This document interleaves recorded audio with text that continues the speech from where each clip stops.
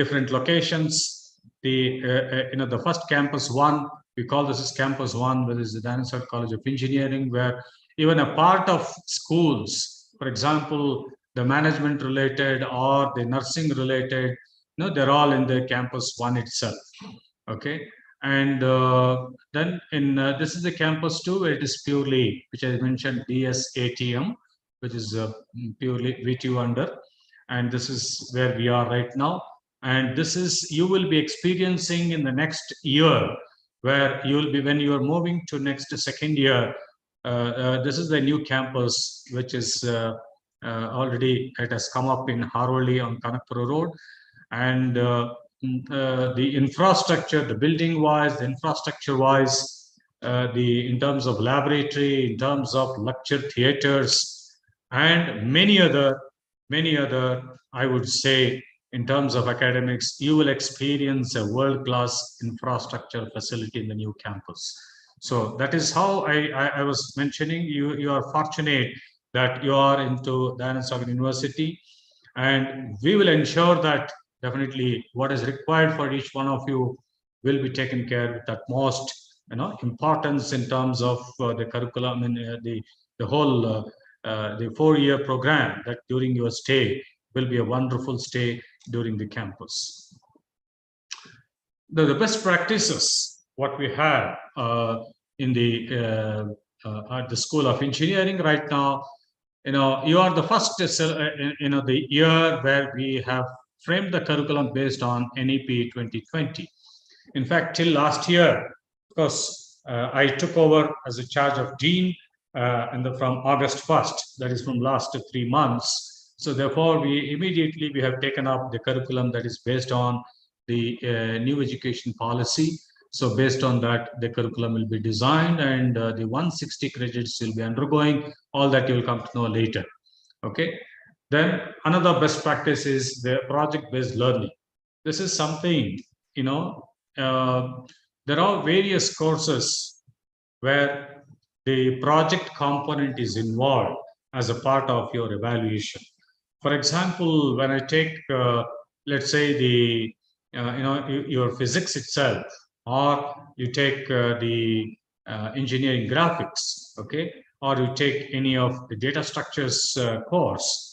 Okay, when you take any course, we are trying to bring in the theory component, then there will be a lab component, and in addition to that, there will also be what is called project component, which based on the learning concept of the theory, finally you are trying to understand through the projects after undergoing a lot of in terms of the calibrations, in terms of coding for computer science related students.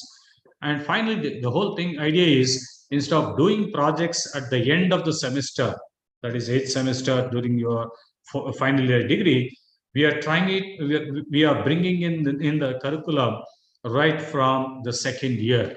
That is, during the third semester itself, every semester there will be at least 2 courses will be there where there is a, we call that as project-based learning courses.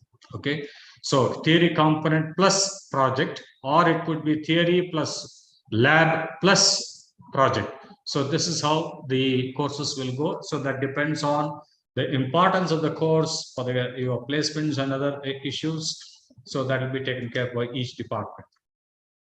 So that is something which will give you more of hands-on practices. Okay, the project-based learning, the whole idea is it gives you more of the hands-on practice, where it is very useful for any engineer when they go outside to the industries before they actually go for a job. So if they have all that practices, you will have an edge where you'll be a standout graduates, and that is how we look at now. Then there is something called active learning. Now what we are trying to bring in is, most of the courses can we make more of active learning based component. For example, what we teach in the class by the teacher, it is just for example, what I'm trying to teach right now is just it is a passive kind of learning. That means you are the receiver end, I am at the sender end. Therefore, I'm only giving a lecture for you. So that becomes a passive learning for each one of you. But then when I interact with you, and if they, when I pose a questions to each one of you, if the students comes out with a lot of answers, probably what what we will be doing in the courses is some of the courses, there some problems will be thrown to the each one of you, and for that the solution or maybe an assignment would have been given, and the solutions would be generated from each student, and that becomes an active based learning. That means whatever you learn, it should happen in terms of more active participation rather than just listening in a lecture or in a theater. Okay, so that is what is called this active learning. So that we are trying to bring in, and in most of the courses, particularly the higher semesters from third semester. Then hands-on lab component in the core courses. See, there are courses categorized into three. One is core. Core means mandatory courses. The second type is electives. That is, we call it as a department electives. Okay. And the third one is the open elective. So where elective means a student is able to choose their own course based on his or her interest, and that is what you will experience that in the later semesters. Then every laboratory will have at least few experiments, which is called open-ended experiments. That means a problem will be given to you, and then you need to come out with an idea, and then tell us the solution to what extent. Probably all of you may not be possible, but at least you must try to see that you are able to understand what exactly it is. That is where you need to be more of in terms of active learning. That is, all these are interlinked. Active learning, the project-based learning, the open-end experiments, they're all interlinked there.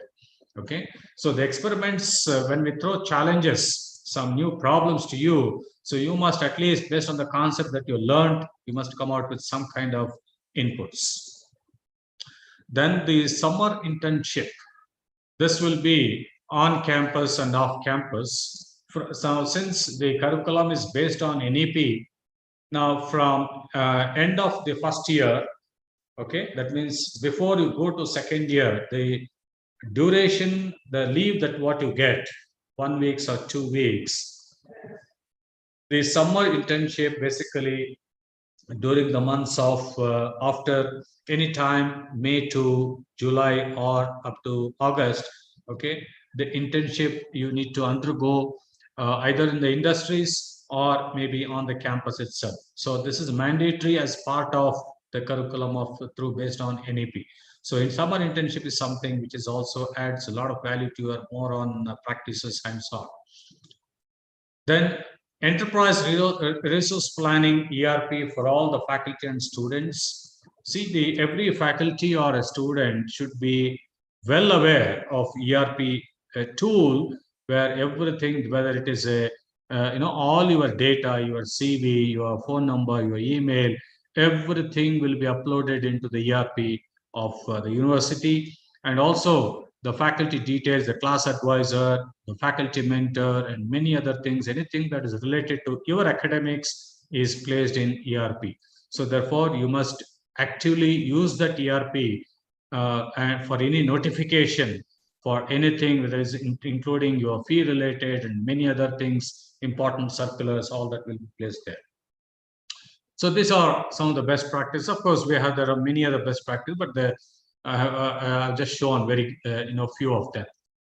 Now, some of the key highlights of School of Engineering is, as I mentioned, the curriculum will be what you will experience is the more of transformative applications in terms of a lot of changes you will see, and then an excellent you will look at the transformation kind of the student will be transformed from one level to another level in terms of their knowledge, their the kind of skilled and everything. Okay, so that is how the program will be taken care. And the curriculum, as I mentioned, it is in line with the top premier institutes, and it also meets the industry 4.0 and industry 5.0, that is based on the current industry needs. Then the curriculum is prepared for industry as well as for the advanced studies. Remember, when we frame a curriculum, we have to balancely take care both, for your placement point of view, and also some of the students will be aspiring for abroad or maybe even within India for higher studies for masters. So that also, will be taken care in the curriculum. Then the state-of-the-art computational and experimental facilities, which you will experience, in the new campus. Of course, in the first year may not be much because of the basic labs you have, the physics, chemistry, and the other engineering graphics much, but definitely you will experience all that in terms of infrastructure. Then excellent career or placement opportunities in reputed core companies. This is also a wonderful opportunities that you will have in terms of placements. I would say more than 300 companies will be visiting every year, and we have a centralized placement opportunity that is for all the 3 campuses. Okay, whatever companies comes for the campus 1, same company will also be given opportunity for DSU. Okay, so therefore you will have an ample opportunities, and I would say almost 100% eligible students will be placed. Okay, the only thing is the students should take part actively, whatever and additional things that has been conducted, skill development or the placement activities, they should be aware of that, so that you'll be able to place in one of the best companies. Emphasis on hands-on practice and project-based learning, which I mentioned.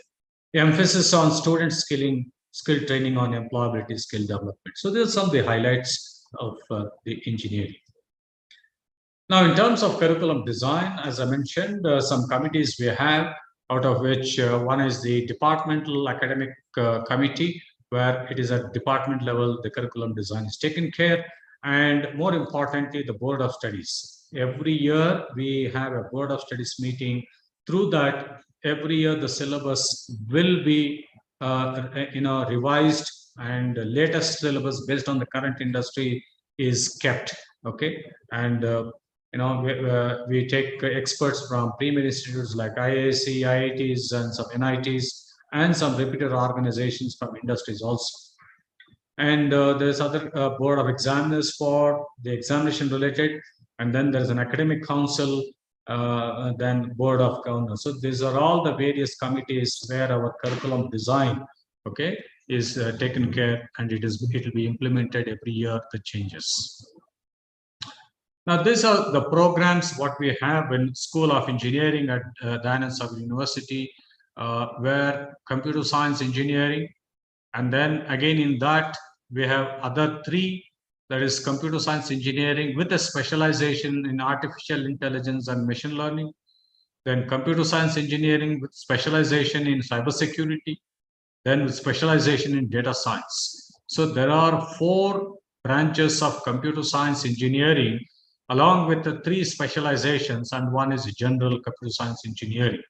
Okay, now the difference of those 2 of all these, the only difference what we find is, see, in computer science engineering, you will look at very broad, courses, what is required for the, industries and for the higher studies. But when it comes to the second one, artificial intelligence and machine learning, no doubt, see, the name itself says computer science engineering with specialization. It means whatever courses that comes under mandatory, that is very important even for when you take for artificial intelligence or cybersecurity or data science.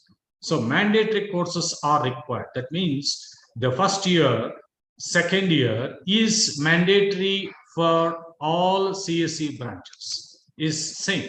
They have to undergo those many courses. One simple example, when I take data structures, algorithms, these are the courses which are very essential for CSE branch, or for AIML branch, or for cybersecurity, or for data science. So like that, there are some courses which are mandatory even if you take specializations. But specializations, more focus will be from 5th semester onwards up to 8th semester, generally up to 7th semester. Okay, but maybe around 6 to 7 courses might be more focused only towards that specialization. Then comes the electronics and communication engineering. Okay, this is another circuit branch. Then we have mechanical engineering, aerospace engineering. So these three are the non-IT branches. Okay, electronics, communication, mechanical, and aerospace engineering. Now we have one more called computer science and technology. This is again, it is similar to computer science and engineering, but here the whole idea of that there is a lot of difference between CST and CSE. CST is 70% of the courses will be computer science, 30% will be more towards entrepreneurship related courses. It could be towards your business, towards your startup related courses. Okay, so more of towards becoming an entrepreneur of 30% courses. That is where this technology comes in. So computer science and technology. So that differentiates these first four, computer science branches. Okay, in fact, it is one of the unique branch CST where nowhere, I would say, in Karnataka we have this CST. Okay, where it is a mix of both computer science as well as a business and then startup cultures, that what we have in the curriculum. And all these, including mechanical and aerospace, the aerospace and mechanical and then electronics, I would say we have an excellent in terms of the courses, the the experts that what we have, the faculty and everything. And you will also see that a lot of industries are attached in these branches. And in fact, we're also trying to bring in a lot of industries where every lab will be converted into the industry-oriented laboratories of all the branches going forward. So that is where the B.Tech programs of School of Engineering, that what we are opting here. And please remember, every B.Tech program, okay, whichever program that you belong, you need to earn 160 credits. This is mandatory from first semester to 8 semesters. Then comes an additional 18 credits. This is something where CSE is opting, that means computer science. Now, for example, see the electronics communication. Now, if the student earns 160 credits, that means a student has got a degree B.Tech in electronics and computer science, electronics and communication engineering as a major, and he or she can also have a minor degree, probably any of these, either cognitive science or networks and IoT or big data analytics or cloud computing. Okay, so now these indicate a minor degree where other than computer science, other non-IT branches, they can opt any of this specialization and they can earn additional certificate, which we call it as a minor degree, which is an optional for a student. Whereas 160 credits is a mandatory. So this is called a major, okay, a major degree. So this is a minor degree. Now this is offering from computer science for non-IT branches, okay. And these are the courses that you have. So therefore, the credits, each one of them is mentioned here. It is 3 credits each. Okay. So this is how an additional credits you can earn, where 18 credits are essential for a student to earn, in this specialization.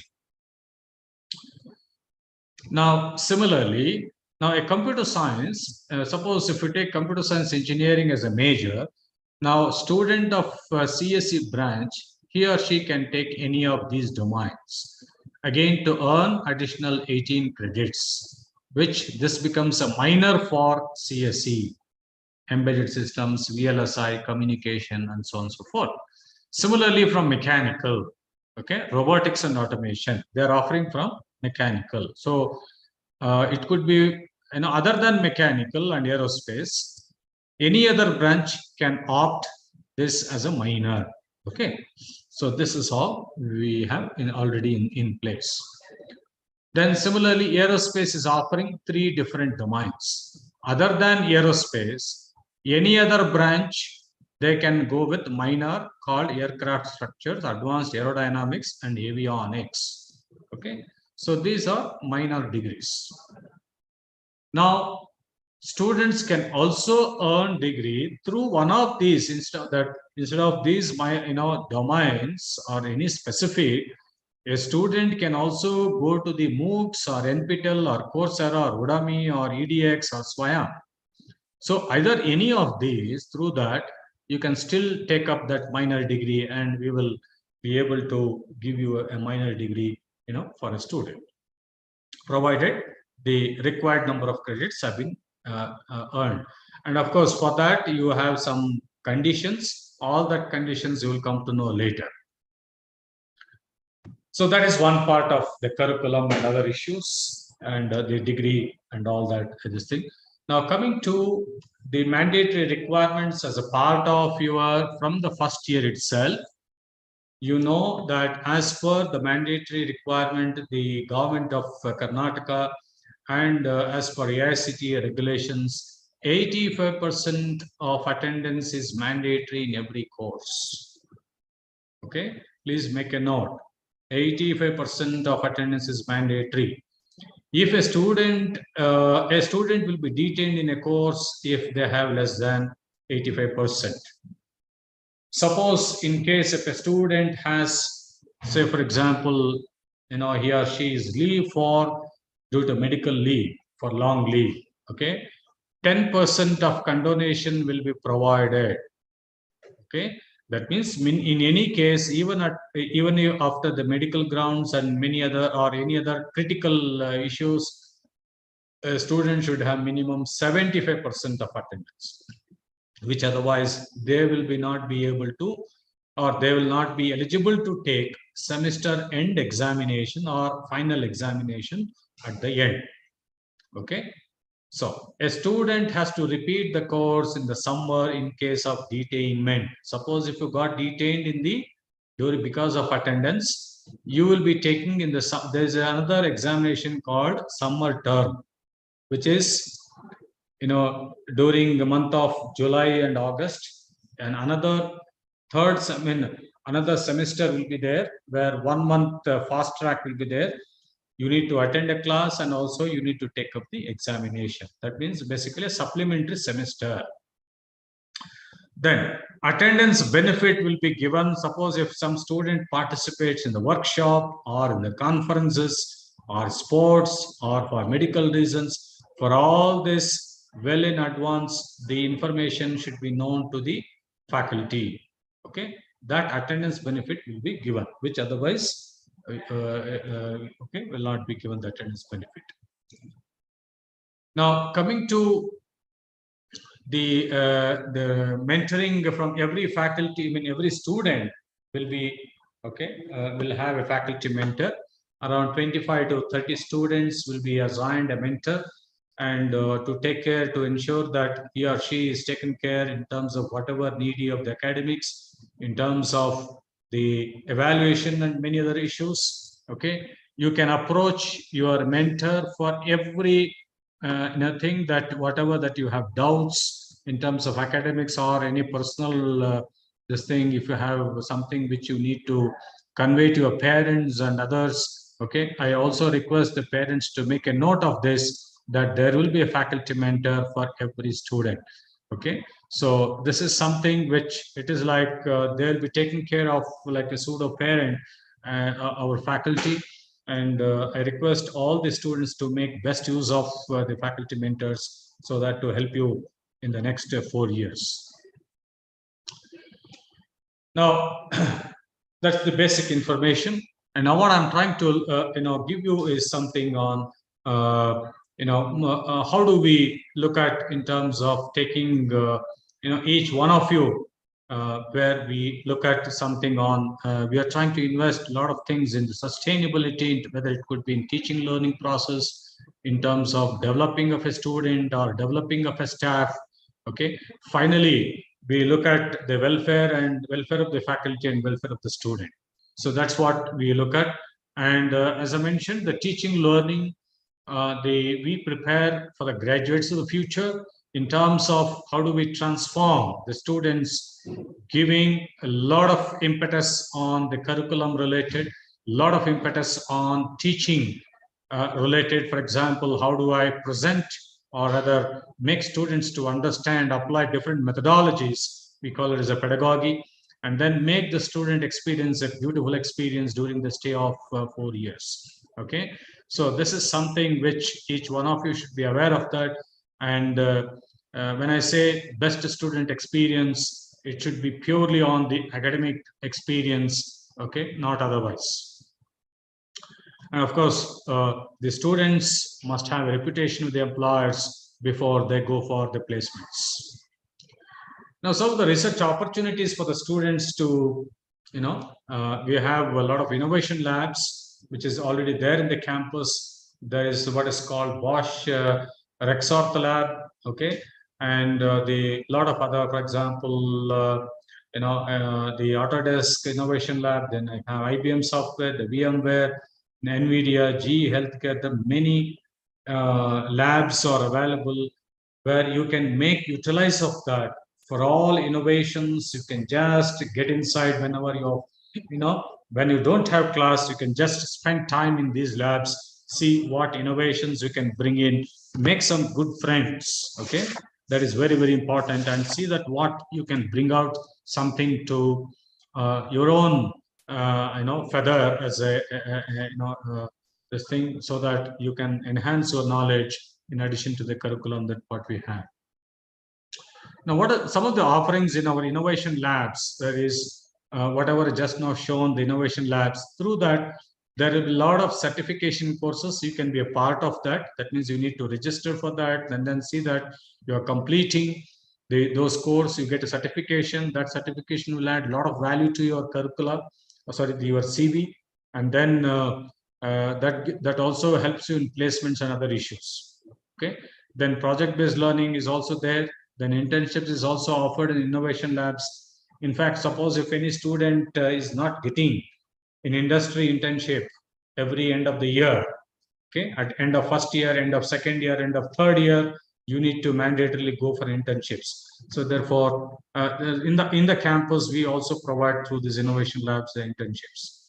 Then product design, R&D, consultancy, startups, all this will be part of this your innovation labs, which is already there in the campus, which is something, and very few colleges or the universities will have this kind of facility. So here you have one to grab that opportunity. Okay. Now we have another very important, one of the a unique in the university we have, which you will not find in many of the colleges, is something called entrepreneurship cell. We have Derby, that is basically a Dayanand Sagar entrepreneurship business incubator. So this is an excellent platform. Lot of, I think, more than 15 startups are already there, and they are working in the you remember that we have 2 blocks right now. That is right now you are in B block, but there in the A block, in the second floor, you have this Derby, okay, an entrepreneurship cell, where lot of innovations, the entrepreneurship business skills, you can be a part of that. You can make use of it, and absolutely can strengthen your entrepreneurship skills through this Derby. So this is another very important platform where we can make use of in the next, during your next 4 years. Then in addition to that, DSU is also been granted 10 crores from the central government, from the government of India, through Atal Incubation Center. Okay, that is in the B block. We have in the third floor. The third floor, you can see Atal Incubation Center (AIC), where a lot of industries are already working there. You can also be a part of that, Atal Incubation Center, to nurture the entrepreneurs and many other, so a lot of opportunities are there for innovative projects. Now, after having all this in the, at your doorstep, now this is something now each one of you can be a part of, to achieve, in your own department. For example, you can be a part of technical forums. For example, in computer science, we have Computer Society of India. Those societies, we call it as professional societies. And through that, you get excellent, wonderful speakers across the globe, from across, including the IAC, IITs, from reputed industries, where all industry people, they give a lot of lectures, the webinars, and many other things. And there'll be innovative projects, the conducting seminars, leadership qualities, crazy ideas becoming a reality, and many other things. You can be a part of, in your department clubs. Okay, in every department there is something called department clubs, technical forums. Okay, all this you need to make use of it for your own benefit. Okay, so that is how I would say you can be a part in all these platforms to achieve in your department. Bring us the latest updates about what is happening with you. For example, many of you probably you'll be attending something which still we wanted. You wanted to update us. We'll be much more happy to take those updates, and definitely will be able to implement from from that point of view also. Then explore with us and how we can facilitate collaborations either in the research or in the education, if you have any ideas of your own. Okay, so just remember, we also have I don't know how many of you know this, and very few universities are probably in the of course not. I can always tell you this: the affiliated VTU colleges or autonomous colleges do not have this facility.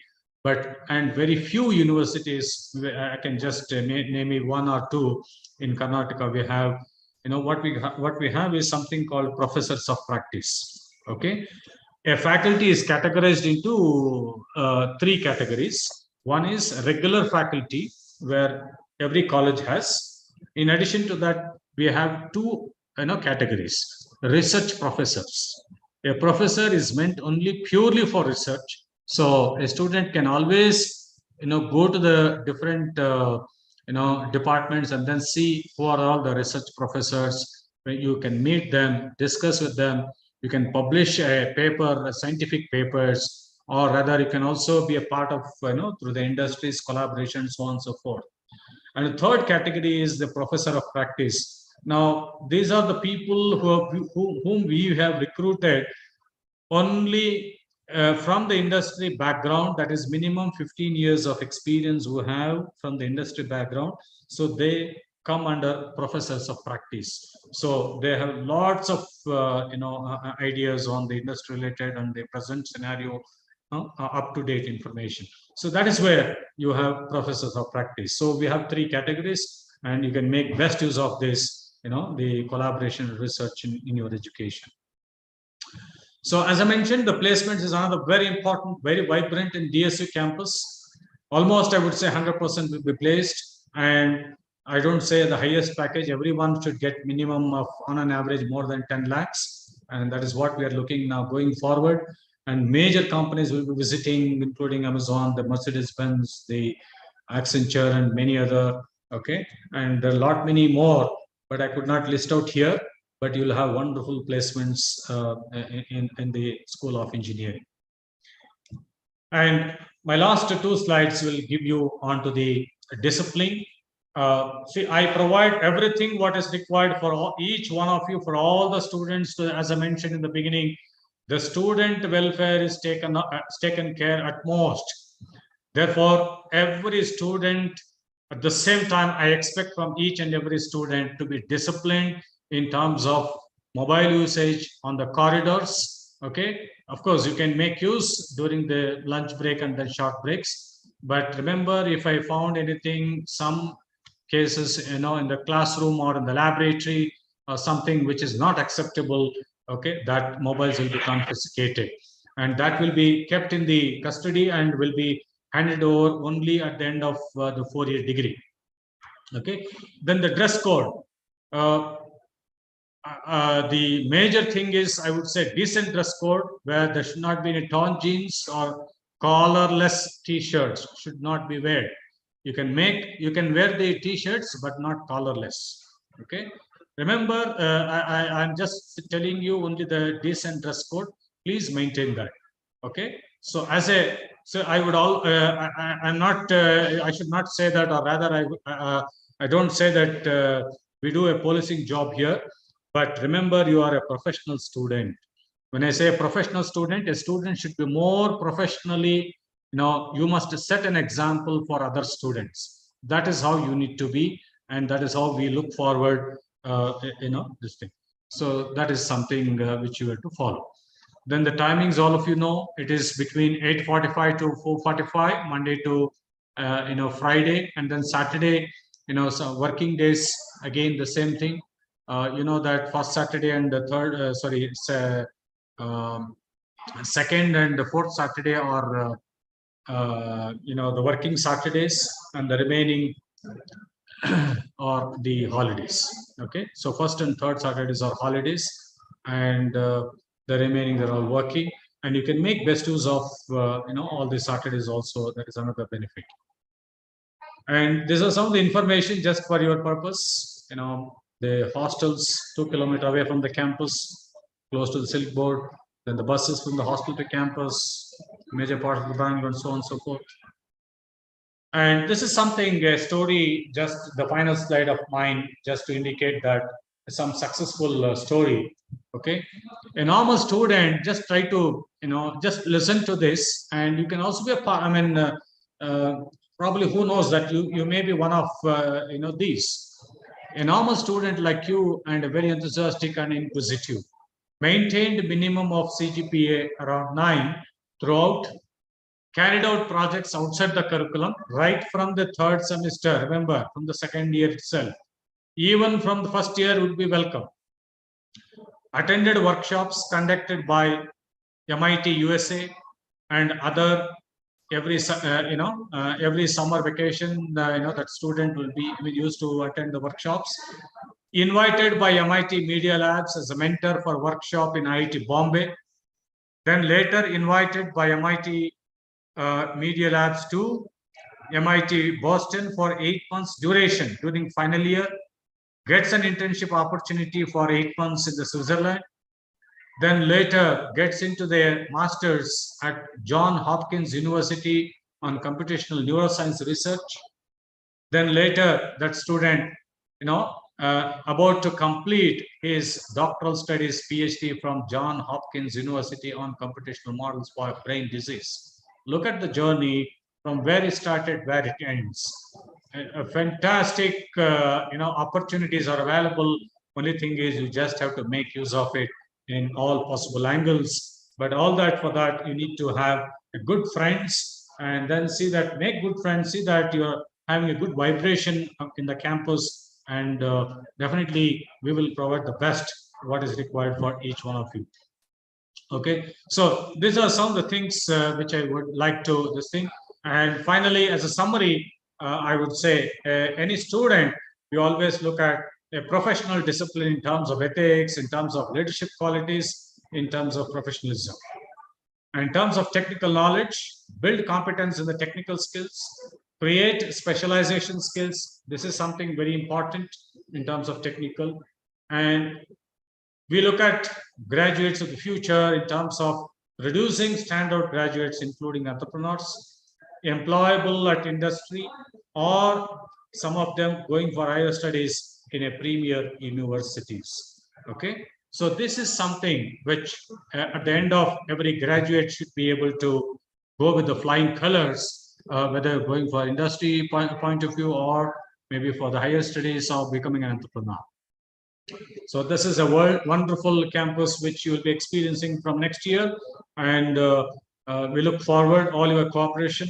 Whatever is required, as I mentioned, my submission to each one of you is, I appeal each one of you to ensure that everything what is required for the student point of view. We will ensure that all that facilities will be provided, right from the teaching, the lab facilities, the skill development related, the career opportunities, everything is at your doorstep.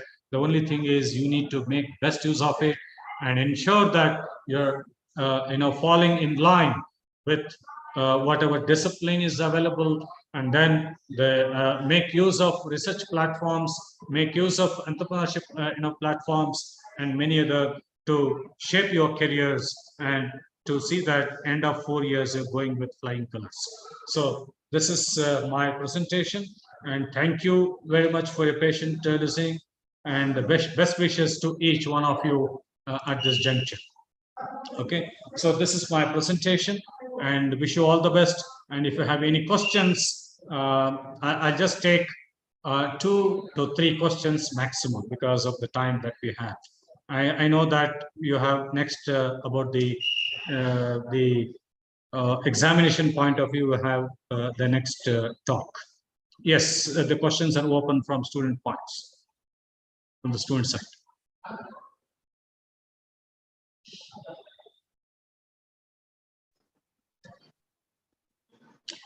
You can also send through the chat. Yeah, I'm able to answer for that. Okay.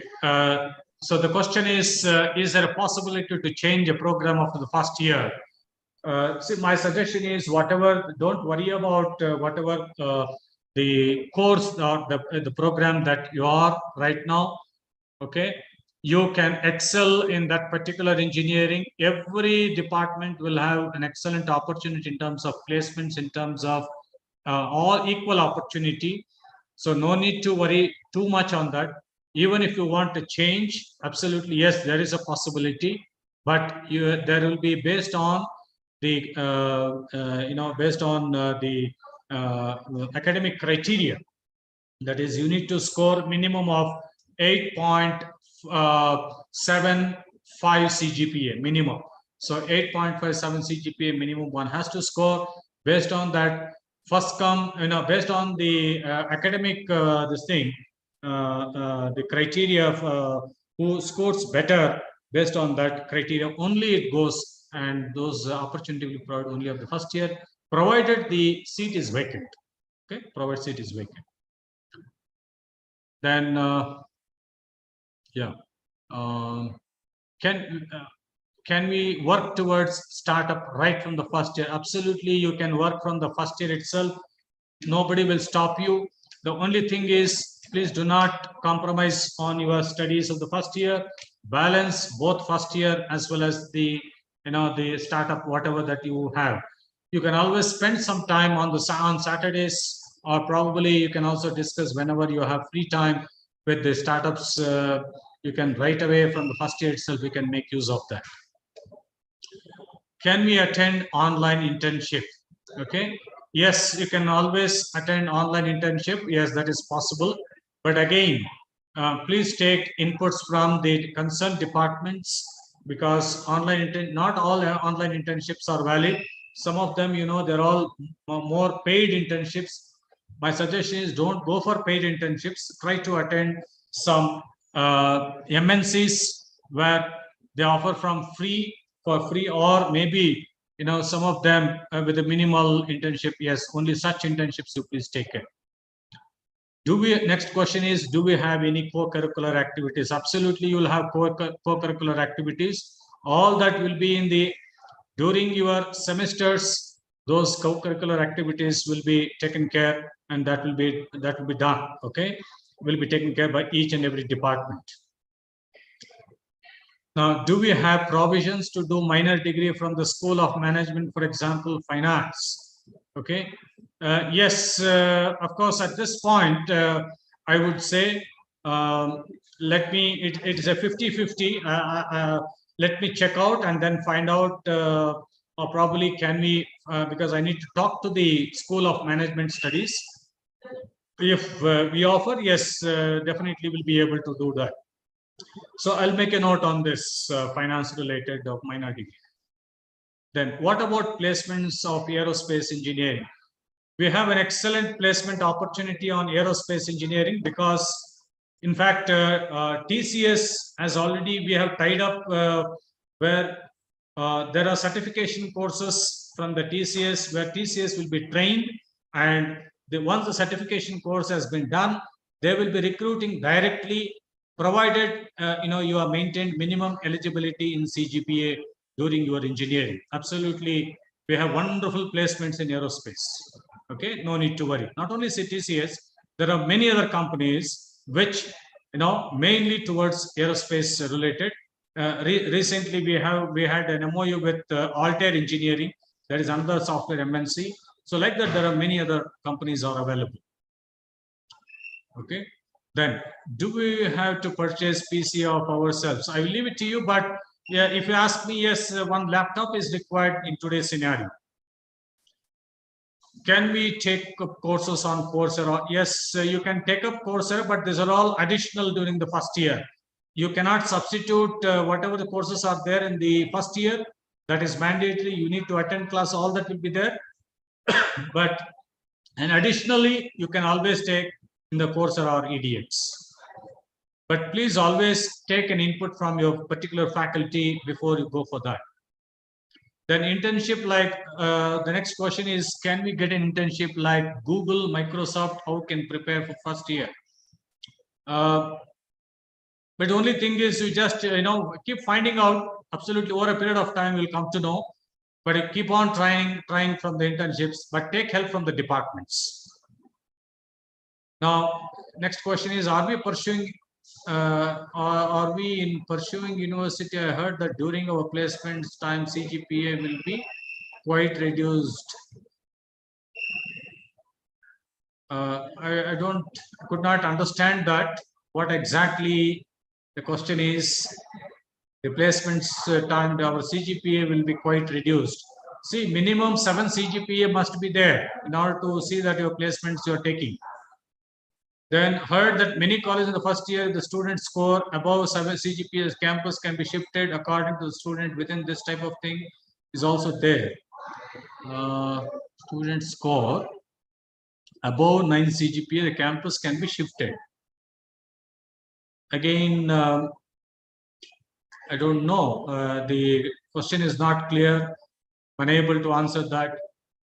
When offline classes, the classes will be there right from the next week, that is December 12th onwards. Your classes will begin.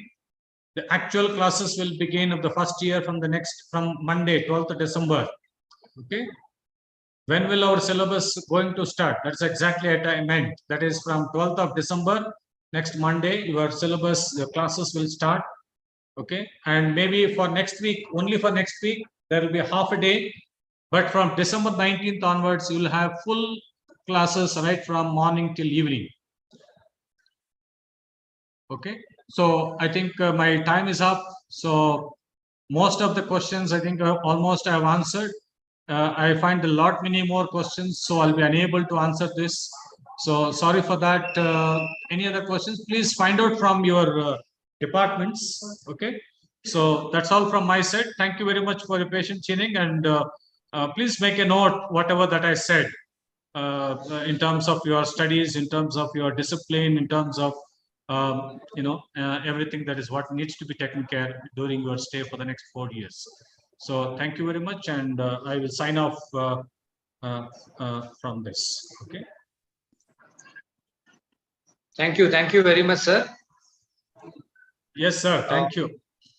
Thank you very much, sir. Now I request Anita, madam. Probably, I think I request Madam Anita to maybe after 2 to 3 minutes, madam, just on the small break again. Is that okay, Madam Nimatra?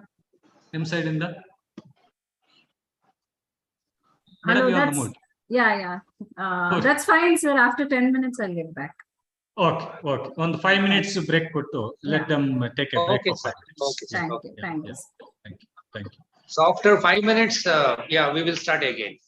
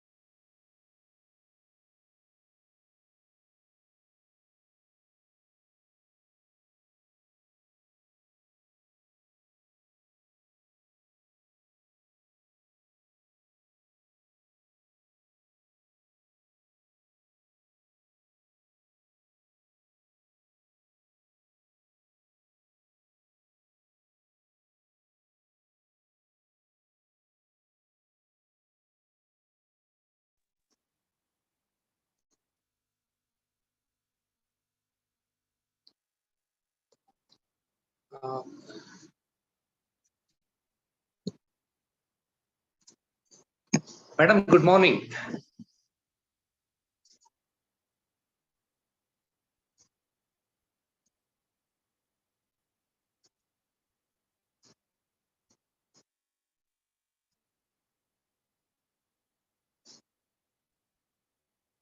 Our voice is not audible.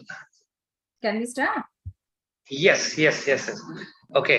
Before that, shall I, give you a brief introduction of you, madam? Shall I share the screen? Yeah, I will share the screen. Yeah. Yeah. Yeah, you can start, Yogesh. Yeah, great. Thank you very much. Now, this is, Anitha Ramalingam, Dr. Anitha Ramalingam, Control of Examination, Dayanand Sagar University. Madam, welcome you, for accepting to give this talk. This is, I know this is a very important information our student expecting regarding examinations and the rules and regulations. Thank you very much, madam. You please continue, madam. Yeah, thank you so much, Yogesh.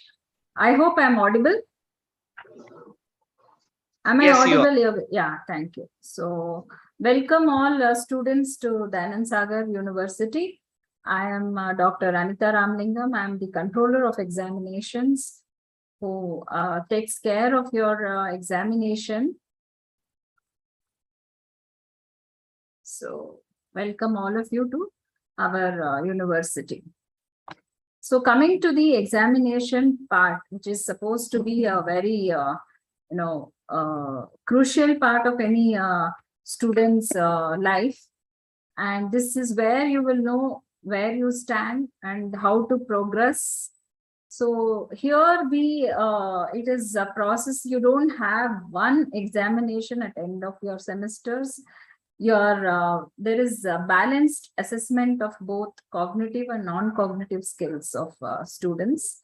Here, examination department mainly stands on 4 pillars. It is confidentiality, integrity, accuracy, and commitment. These are the fundamental pillars on which we stand.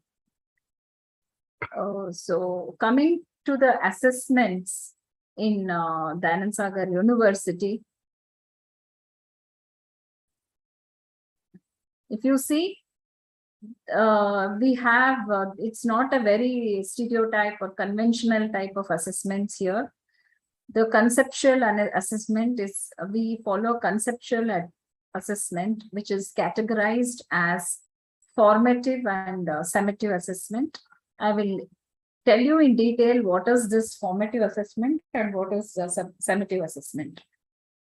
These assessments are to assess the potential and ability of the students, and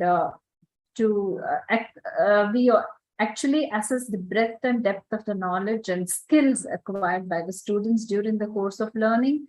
And the newly evolving continuous assessment strategies also enables the teaching faculty to improve their judgmental skills in the evaluation process and help rectify their teaching deficiencies. Now, you have to definitely know certain terminologies. So the first and foremost terminology is the program. Program is as per our university, or universally it is known as you have got admission into B.Tech program. B.Tech program, program in general is a degree which is awarded for who you are learning, studying towards. It is made up of courses, each attributing a unit value. An award is earned successfully completing the courses specified under the academic program rules. So you will be awarded a degree only after completing successfully all the courses coming under your curriculum. So if you come as course is nothing but a subject. Course is a syllabus offered by the university, and you can take, and certain courses together make one semester, and 8 semesters courses together make one curriculum. Each course will have a course title and a course code. Course title in a sense, supposing engineering, mathematics, and you have title like maybe 21 EN 1102, maybe your course code. So the results are all computed based on your USN, that is university seat numbers and the course codes. We don't go by the name of the students or by the title of the courses. Only the USN, that is the university seat number, which is called the registration number given to you. Maybe shortly you will be given with the USN numbers, and also the course codes, which is the code for each courses will have a typical code for them. So you will have to be very, very well versed with your course codes. So there are two types of courses: audit courses and credit courses. Audit courses are those which are compulsory that you have to pass, but they don't carry any credits. Like you have environmental sciences, your economics, or your Constitution of India. These are the courses where you have to learn, write an exam, and pass. There is no credits. Whereas the credit courses will carry some credits, 1, 2, 3, 4, depending upon the courses. They carry credits, and depending on the credits, we calculate your semester grade point average. So under credit courses, you have 4 different type of courses. One, those are foundation courses, like whatever study you study in your first year, or foundation courses. Core courses, like if you have joined computer course, then computer program, then computer related programs are called as core courses. Electives, then maybe in your 3rd and 4th year, you will be given a lot of choices, electives for your further specializations, probably robotics or artificial intelligence or something like that. So a lot of electives will be given, and in electives you will have core electives, which is again matching to your program, whichever you have selected. If you have selected mechanical, core electives are relating to mechanical engineering or called as core electives. Supposing if you institutional electives can also be taken in your 7th, 8th semesters, where cross department electives, like the mechanical engineering student can take an elective from aerospace student can take an elective from computer science, like that. So there are cross electives also. So, and you have special topics and projects which also offer credits to your program.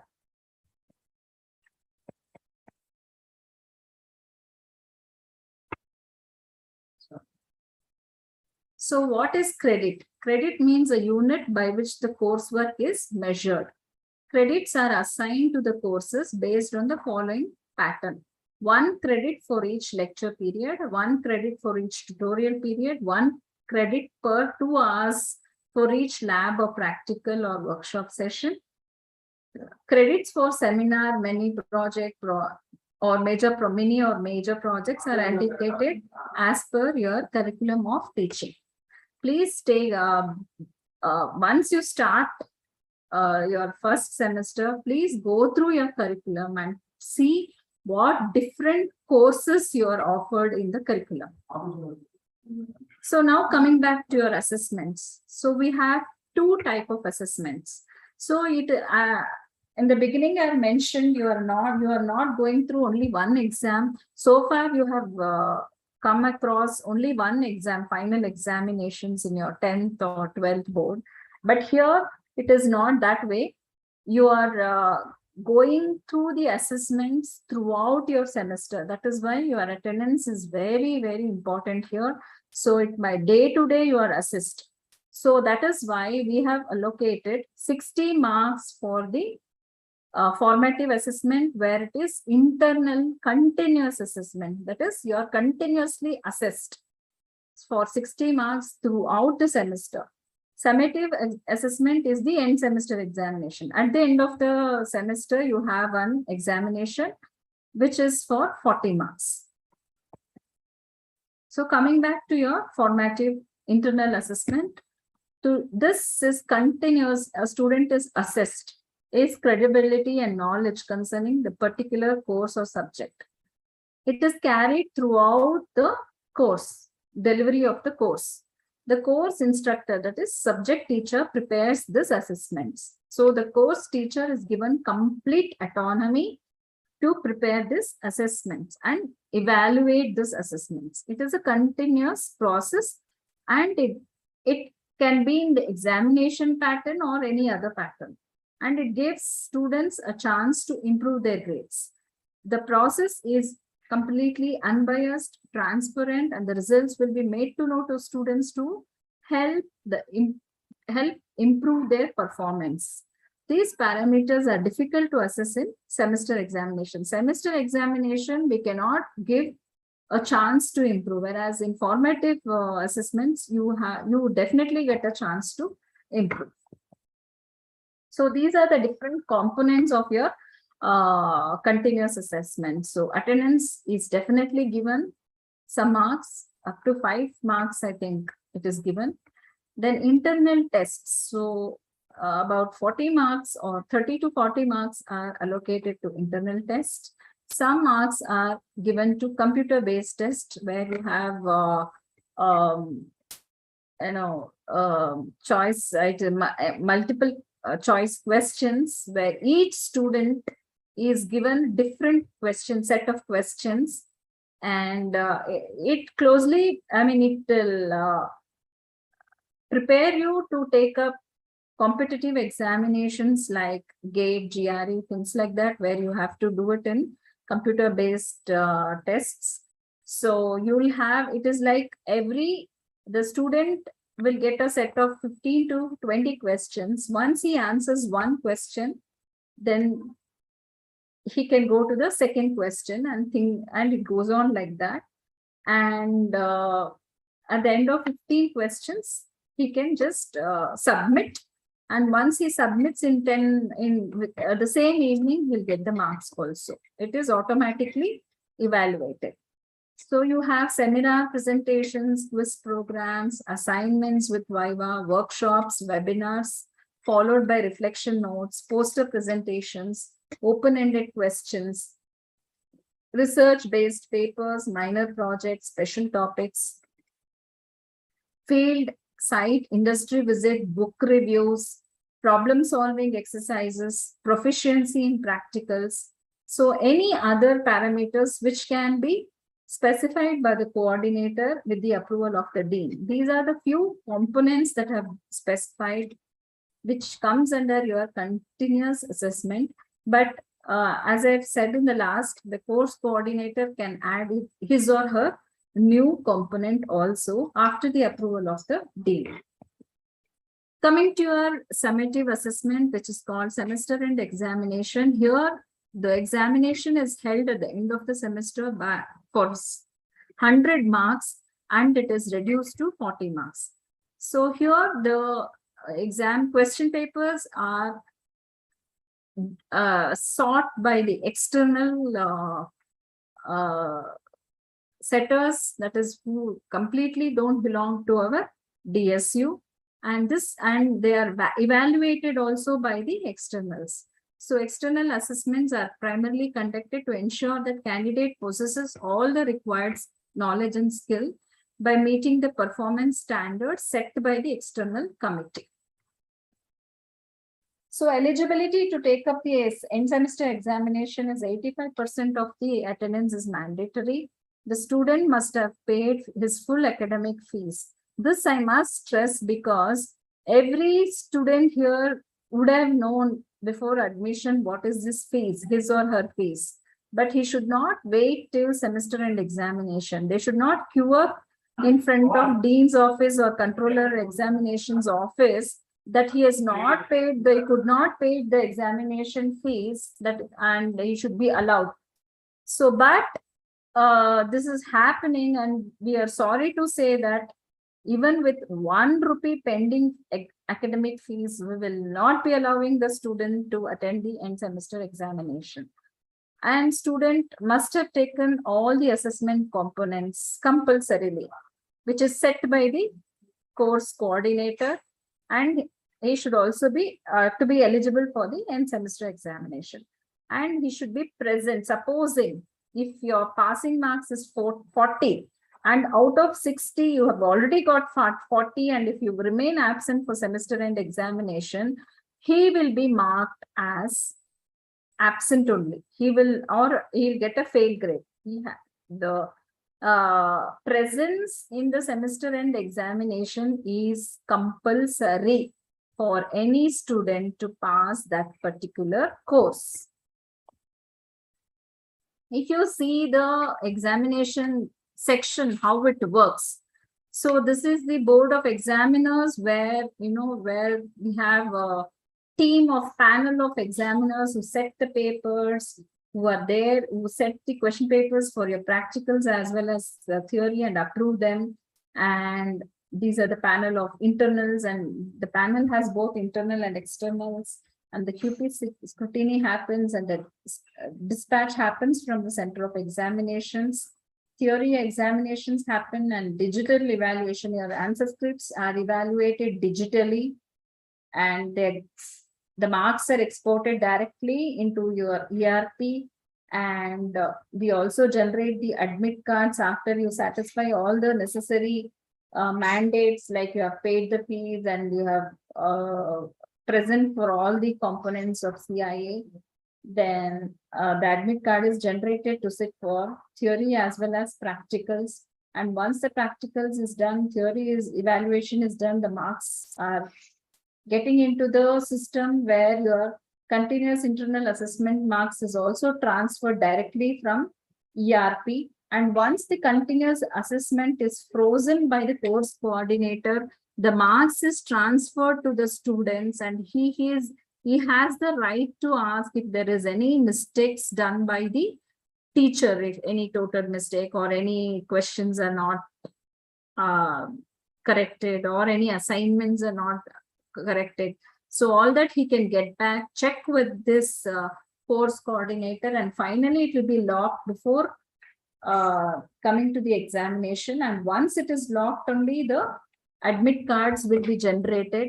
And once you finish your examinations and theory and practical examinations, and once the evaluations is done, the results are announced. And if you're not happy with the results, end semester results, you can apply for reevaluation. And reevaluation is such that within 10 days from the last day of the examination, you should apply. And you can also apply for the photocopy of the answer scripts. And once the reevaluation is done, and supposing if you're securing the marks less than the prior first evaluation, then the first evaluation marks is retained. And supposing if you're securing better than the first evaluation, the better marks is retained. So the advantage is, or the benefit is always given to the students. Once the re-evaluation results are declared, then the grade cards are issued. Once the grade cards are issued, we cannot touch your results at all. Your results are locked. And we generate the eligibility list, who can move, who are the students who can move to the next semester.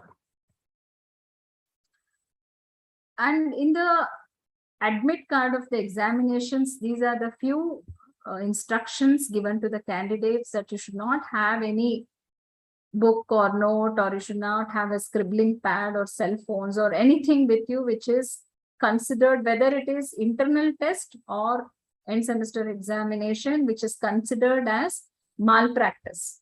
And if you're caught with any such material, unauthorized material with you in the internal test or end semester examination, you will be subjected to get into the malpractice, and you will be committed, you will be charged into the malpractice inquiry committee, and you'll have to go through a hell lot of things. I suggest people not to have this, because you'll have continuous squads coming into your observers, squads getting into your examination hall, And I don't want you people to get into any such problems, because getting into malpractice inquiry committee is not only a stressful situation to you, and I also wish that you should never get into such things, because you might lose your semester, year sometimes also.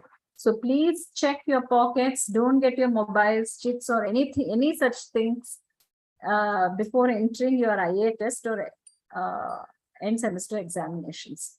For B.Tech program,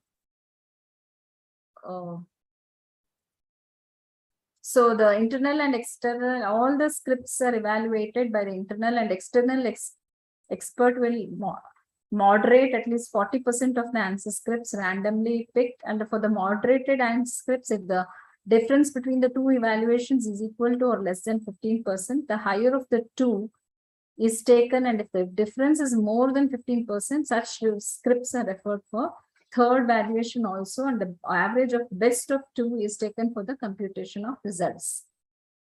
So now coming to the grades. So you are not given the marks. In your marks card, you have given the grades. So this is out of 100, where 60 is your CIA and 40 is your SE. So if you see, if you score 90 to 100, you get outstanding grade, that is O, and the grade point is 10. Excellent grade, 80 to 89, A plus, where you get 9. 70 to 79 is A, where you get the grade points is 8. 60 to 69 marks, you get B plus, and grade point is 7. Above average, it's 55 to 59, and you get the grade of B, 6 grade points. Average 50 to 54, you get a grade of C, and grade point is 5. The pass grade is 40 to 49, where the grade is P and points is 4, and less than 40 is a fail grade, and you get grade point as 0. This is the grade chart which is universally accepted, and it is given by the UGC, that is University Grant Commissions. Depending on the grade points, we calculate SGPA, that is semester grade point average. This is the formula used. Course credits into grade points for all the courses registered by the student in that semester, divided by sigma of all the course credits for all the courses registered by the student in that semester. So coming to the CGPA is a cumulative grade point average. It's a accumulation of the SGPAs of first onwards.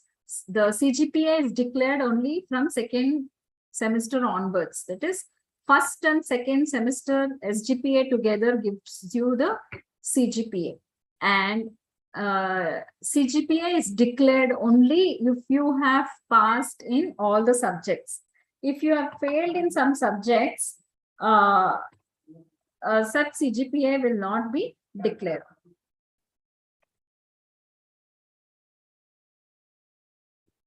Okay. So next, so you have class declaration also. 5 to 7.5 is pass class, 5.75 to 6.75 is second class, 6.75 to 7.75 is first class, and 7.75 and above is first class with distinction. And to be very clear to you all, my dear students, please note that 6.75 is the minimum CGPA required for placements. Any company, and definitely the best of the best companies will focus on 9 and above CGPA. Supposing if you have to get into universities abroad, good universities will always target students having above 8 to 9 CGPA. So please note down from today and focus and have a goal to succeed and get more as much as more possible, because I have seen later in the 7th or 8th semester students coming and crying, parents coming and crying, and we definitely can't help them. and they say that we want to withdraw the subjects, we want to withdraw the semester. So this is not possible. Please, students, from the day one, you put in hard efforts, and since it is continuous assessment, it is very easy for you to score. So please score and see that you are always above and high. So please follow this last slide. And this is the few points of examination section. My office works every day here, and the second floor of Kudlu Gate campus. We issue grade cards, marks cards. We also issue your PDC, provisional degree certificate, after the completion of your degree. We issue your transcripts. We issue your migration and transfer certificates also. So any doubts in your marks cards or grade cards, please do visit us at the second floor. Also second floor B block. And one thing I wanted to tell you all students, while updating your names in ERP, you should be very, very careful. Whatever name you have given in the ERP will be reflecting in your marks cards as well.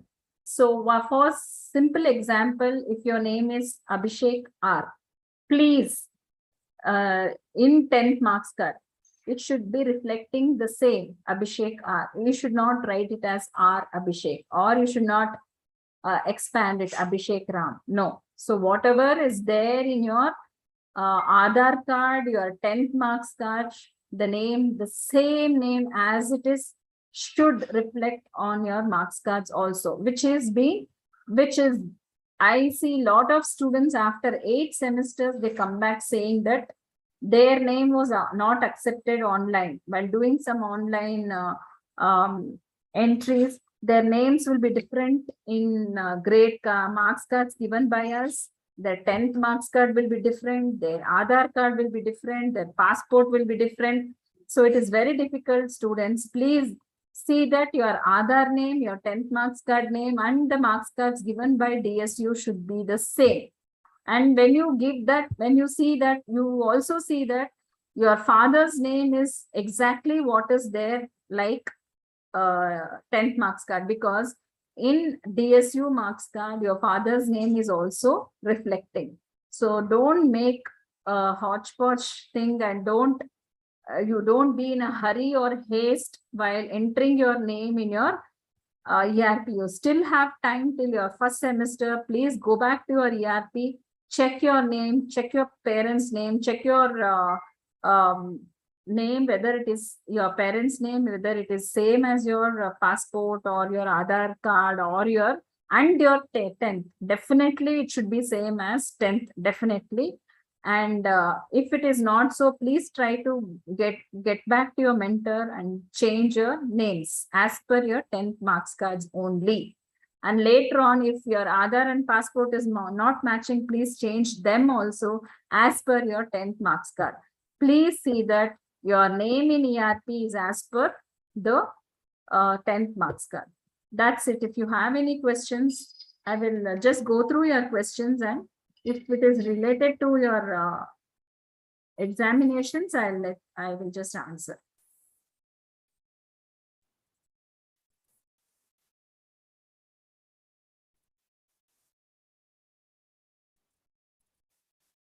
Are the credits of elective courses included within 160 credits? Yes, definitely. Credits of please go through your curriculum. When are the first semester examinations? It will be exactly after 4 months. The dates are not finalized. We'll definitely finalize and let you know.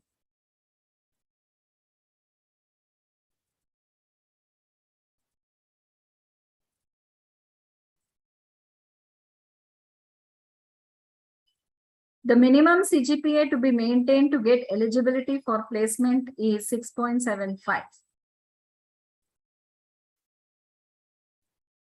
Highest package in Kudlu Gate campus is around 40 lakhs, as of I know.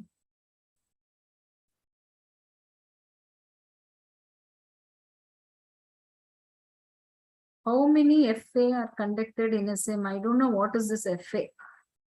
Please expand it. The curriculum and the dates will be given to you shortly. Please ask your mentors. Examination will be happening at DSU only. There will be no other centers.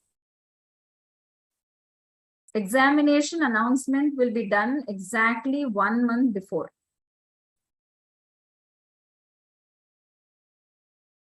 USN number will be given shortly in another 15 days. USN number, your IDs will be given shortly.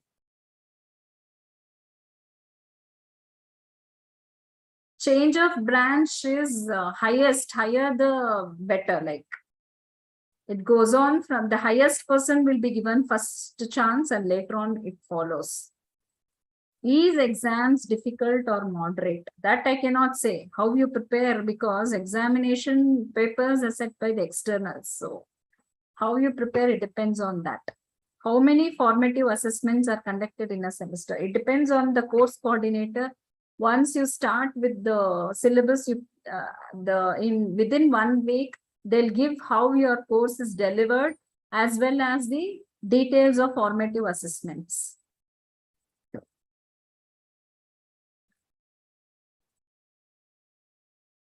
Semester end break may not be there between first and second semester and second and third semester, because already you have lost lot of time, because December should have been your first semester examinations, but you are joining only December. So probably after first semester and after second semester, you may not have that much break. Maybe once it is stabilized after third semester onwards, you might have some break.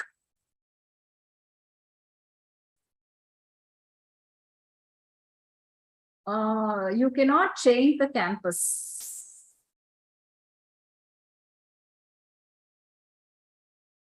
During the campus selection placements, all the students of DSU, whether it is Dayanand Sagar University and Dayanand Sagar College of Engineering, Kumaraswamy Layout, and Dayanand Sagar ATM, which is in Kanakpura Road, all the students will be participating. So the competition is between all the students.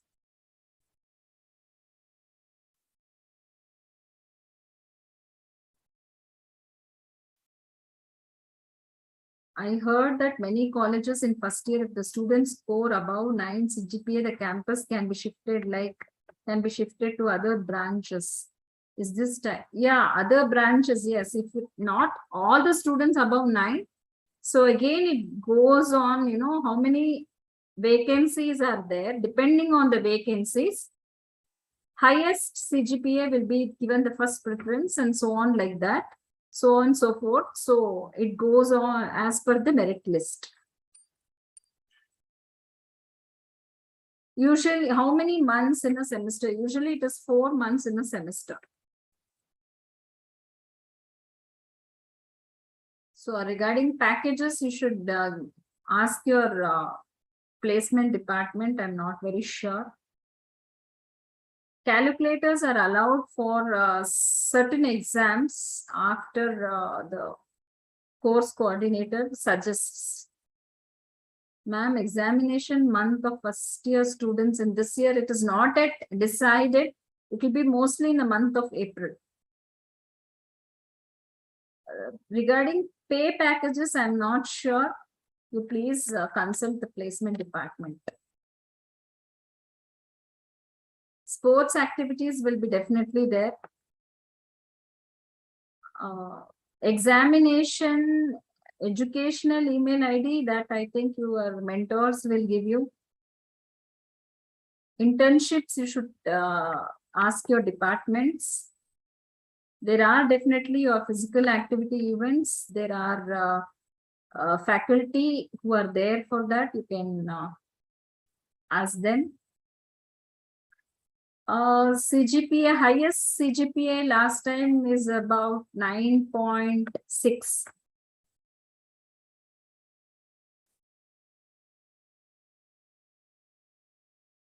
This about regarding classes, you should get back to your dean. This regarding books, you should ask your course coordinators. See, first year is highest CGPA is about 9.5. Every semester is about 4 to 5 months, then 1 month of examination and 1 month of vacation. Yeah, there are some clubs in DSU. You should contact your mentors and about it. There is fest as well as cultural activities. Test conducted in pen paper mode or computer mode. There is only one test called computer based test. Rest all is in pen paper mode only. Study materials will be suggested by your course coordinators. About the vacant seats in CSE, you should ask our admission department. That's it, I think.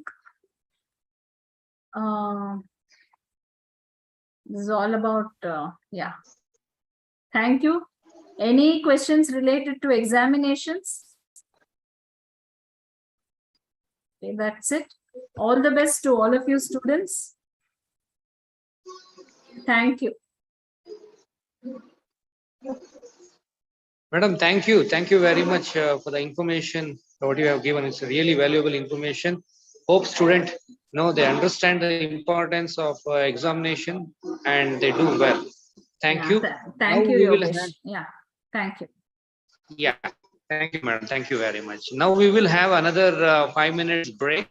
So after that, I request Dr. David, Chief Librarian, to give insights on what are the facilities we have at our library at DSU and how best we can utilize those facilities in order to excel in our academics. Sir, yeah, sir. Good morning. Very good morning, sir. Yes, sir. Sir, Yeah. we will have 5 minutes break. Definitely. And after that, we will start again, sir. Sure. Done, sir. Thank you. Thank you very much. Thank you so much. Okay.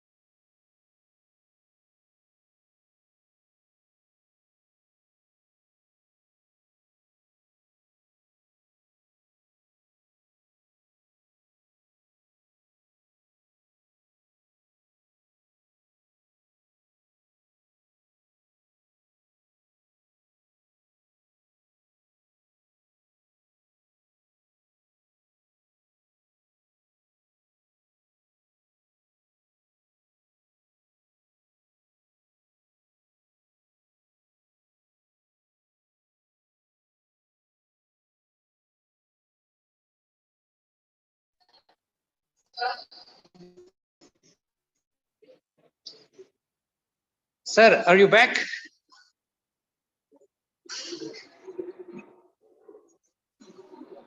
Yes, sir. I'm back.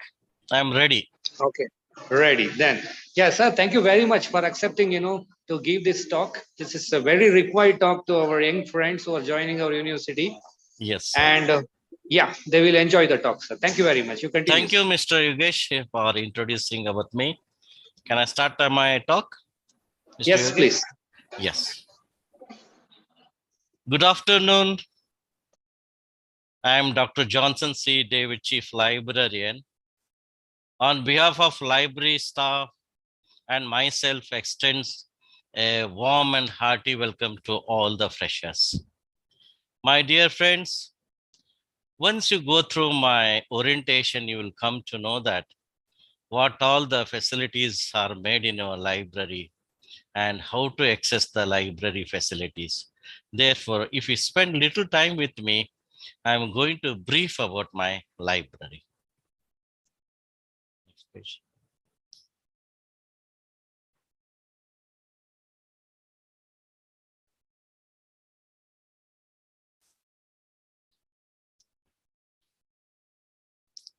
And our library is housed in the A block in the 3rd floor. We have got a lift facility also. You need not worry about climbing our library. It is there in the very convenient place. And to give you the better services, we have set our goal, vision, and mission. Our mission is that we want to become our library, the Anand Sagar University Library wants to become world-class university library. So that is our vision. Our mission is that the mission of the Library and Information Center, the Anand Sagar University, is to provide many services and various modes of activities to its user community in a wide range, mainly to support teaching, learning, research, and innovative activities in becoming active and perspective user of promotion of their knowledge.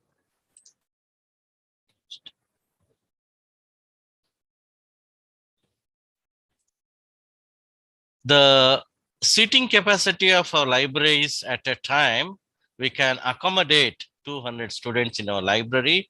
Our libraries has got Wi-Fi connectivity. So once you come to our library, automatically your all laptop will be get connected with Wi-Fi connectivity. And our library is fully automated with the Lipsys software.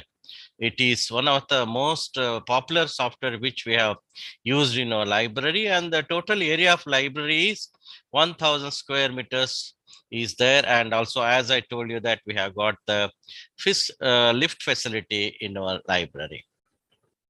And please see that, my dear friends, our library has got, we have undergone web video surveillances.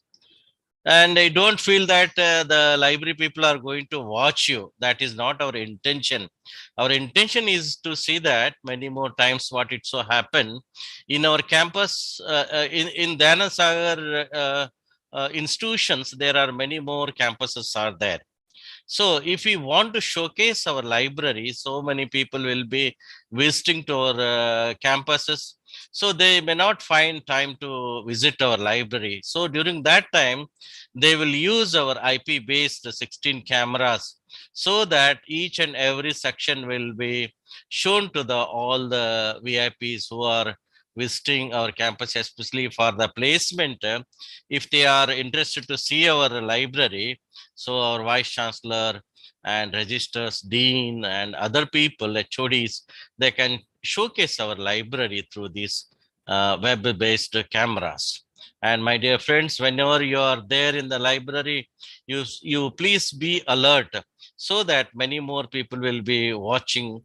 So how you are using our library. And this is very important. We have got access control facility in our library. Those who are visiting our library, you are supposed to swipe your identity card and go inside from the in. while you are coming outside the library, you are supposed to come through the outway. So every time the recording will taken place, at what time a particular student has visited our library and what time he has gone out of the library. So this is one kind of services. And another thing is that unauthorized persons will not be allowed inside our library. So that, my dear friends, you have to carry your smart card. Smart card is nothing but it is identity card. You have to swipe and go inside. And one more thing, every month end, our people, library staff will take the utilization report. Through this utilization report, we'll come to know that how the particular department students are getting used of our library.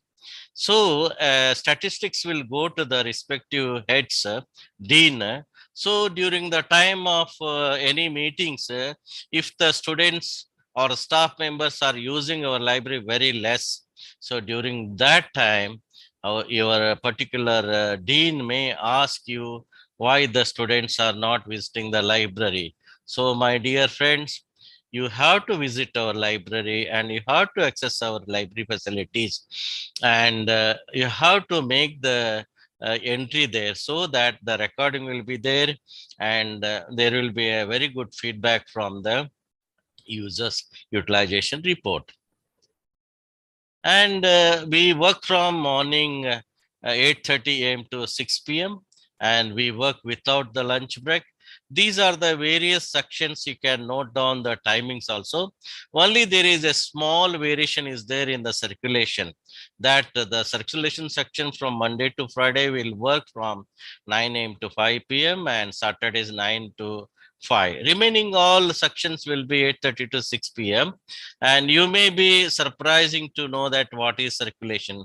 Circulation section is nothing but where the books are issued and returns. Reference section is nothing but where you are supposed to sit, read our library books. We call it as a reference section. Periodical section is where we have displayed all the print journals. We call it as a periodical section. And most of you know about the digital library. And Kindle zone we have got. That also I will explain you how it is functioning. And we have got 3 numbers of private study zone. Private study zone is nothing but it is a discussion room. And this is our library collections. As on today, we have got 15,146 volumes of books are there. Huge number of books are there on School of Engineering. Titles are 4,447. Along with print books, we have got ebooks also. Very good number of ebooks. We have got 3,614 ebooks are there. And additional, we have got a book bank facility also. 395 book bank books are there. How to access these books, I will tell you in my next slides. Again, we have got rare ebooks and rare ebooks also. Rare ebooks and rare books we have got. And how to download these books also, I will let you know it in my next slides. Along with the books, we have got some of the CDs. So when you are referring any books, if there is any references, if they have given to you saying that you have to refer the CDs, so come to our library staff, you ask that particular CDs I want. So our people will help you to use of these CDs. And also we have got education DVDs and videos, and 47 number of videos are there as on today.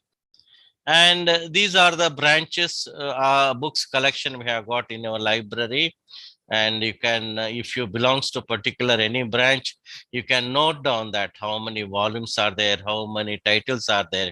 Some of the branches we have got less number because recently we have started AMIL, data science, cyber security. These are the recently started branches, therefore you will see less number. And by this year we will add many more books on these subjects. And as I told you that we have got 15,146 volumes of books are there in our library. And this is our journal section. All the journals are displayed and it is open access. You can sit here, you can physically can touch and feel the journals. This year we have subscribed a 72 number of journals, and these are all peer reviewed, and these are very good journals which we have subscribed 72 numbers, and we have got a very good collection on e-journals.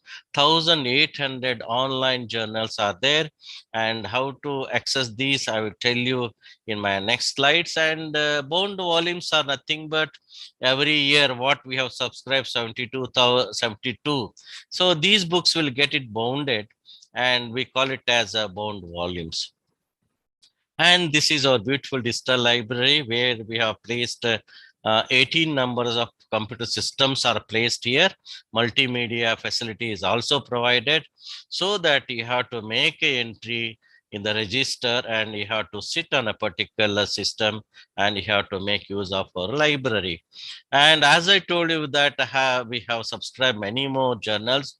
This is these are one of the best journals. I can say that this year we have subscribed IEEE, EBSCO, National Digital Library of India. Let me explain what is IEEE. IEEE is one of the most popular journal which is used in throughout the world. So this has got a very valuable articles are published in this journal. And this year we have opted ASPP plus POP. See, there are many packages are available in IEEE. So this year we have opted ASPP plus POP. And under this, they have covered the subjects electrical, electronics and communication, computer science, telecommunication. These are the major subjects articles are available in this IEEE. And also some of the branches also they have covered, but less number it will be there.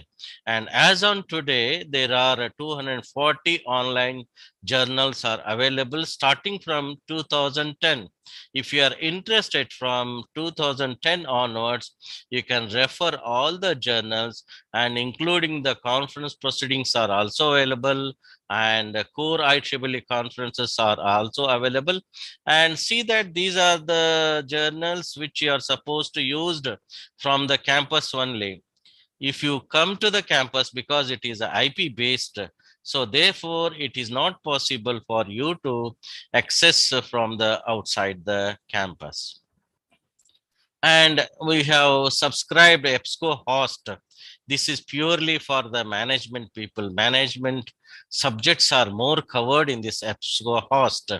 Full text e-journals are there, case studies, company profiles, videos, market research reports. So many things are available in the EBSCO host. And this is works on IP based. You have to use ID and password basis. So you can note down this ID and password, so that if you log in through this, you will start accessing of EBSCO host.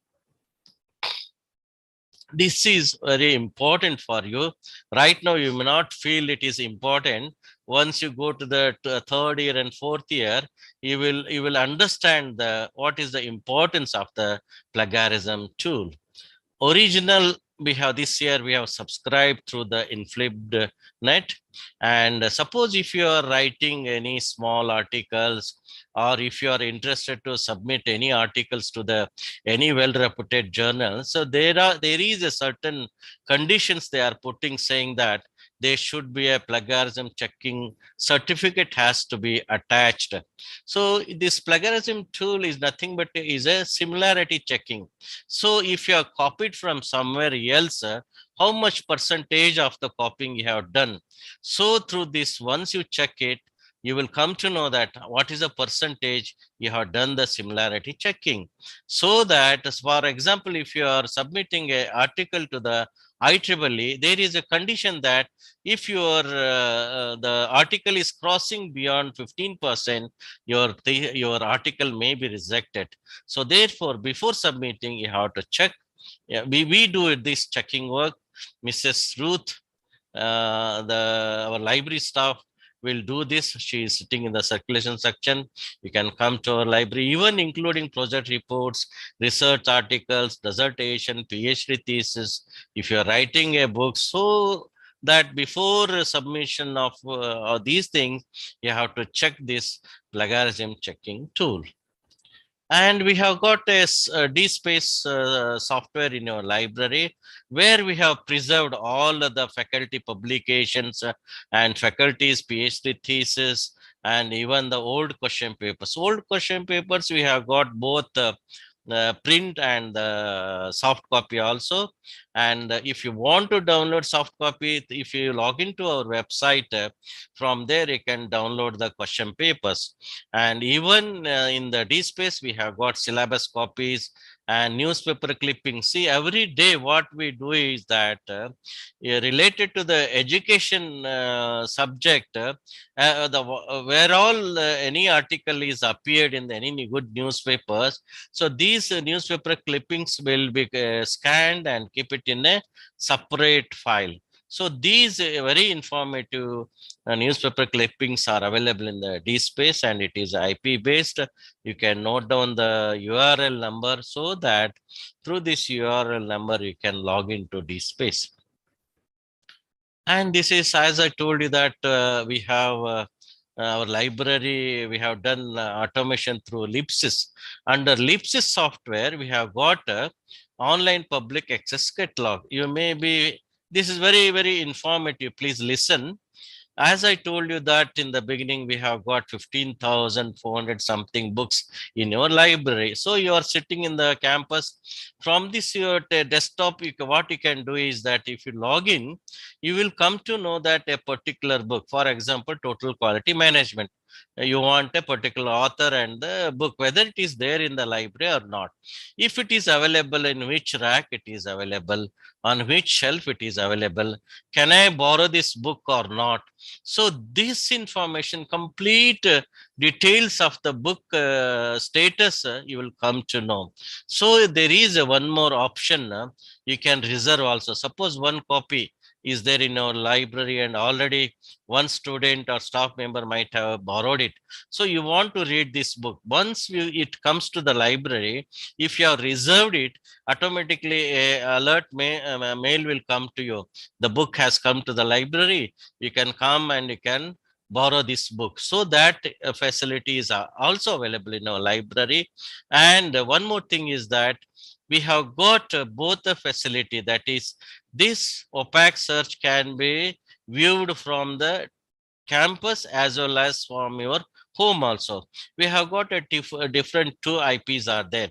You can note down that if you are there in the campus, first one inside campus IP you are supposed to log in. And if you are there outside the campus, you have to use the different IP based. And one more thing is that suppose if you are checking one book, I can say that I told you in the beginning, Total Quality Management, you want to see a book. So it will parallelly, it will give the information, print books and the online book. If you are interested to read online book, you can, there is an option, you can download that particular book to your desktop. You can download a complete book, you can sit and read. But if you want to read the library book, you are supposed to come to the library and you have to borrow, or you can sit in the reference section, you have to read the book. And recently we have introduced one more service, we call it as a Kindle ebook.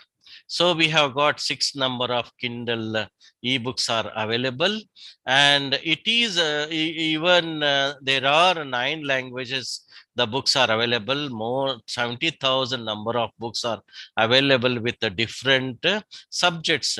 See, our library holds many more related to the engineering. Suppose if you are interested to read some other books like medical books, you may be interested to read, or you may be interested to read novel books or any different kinds of books. So you can come here and you can sit on the Kindle ebook. And one more thing is that comparing with the computer, reading a book and reading with the Kindle is that your eyes will not get strained.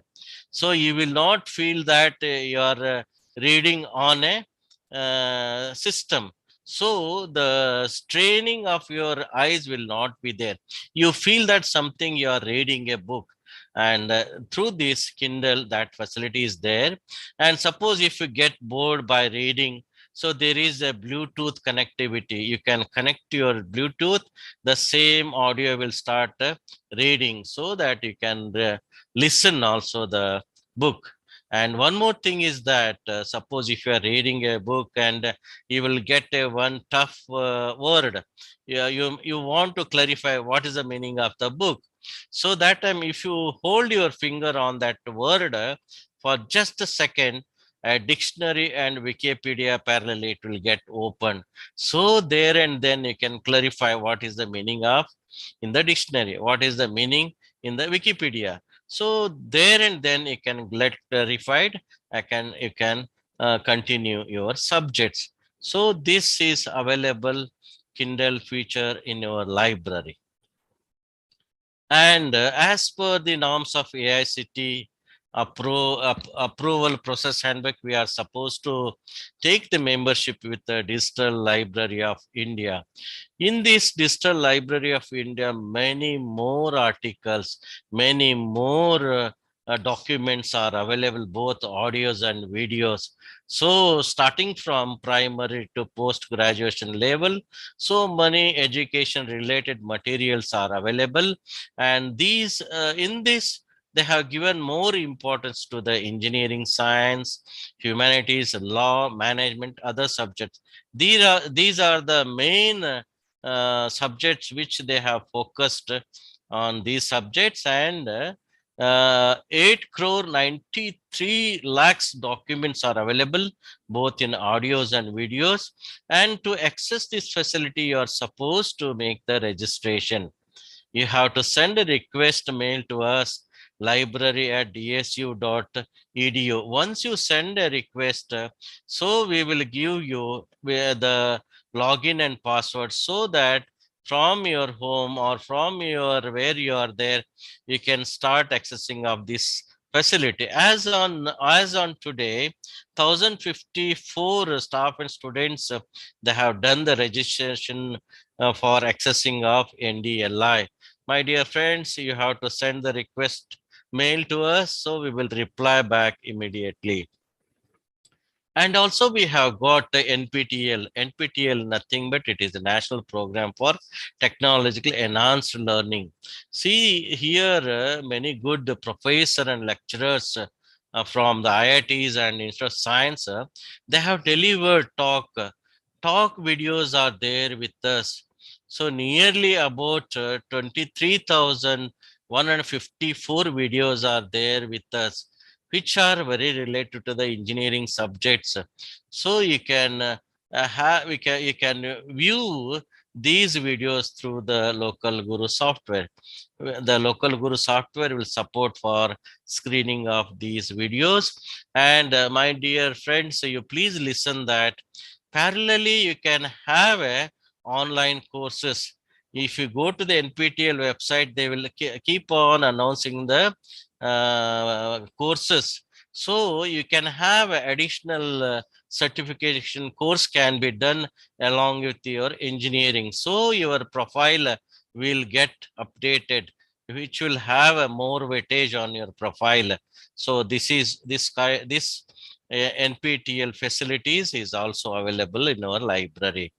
And to see that, we wanted to see that there are many good number of libraries are there.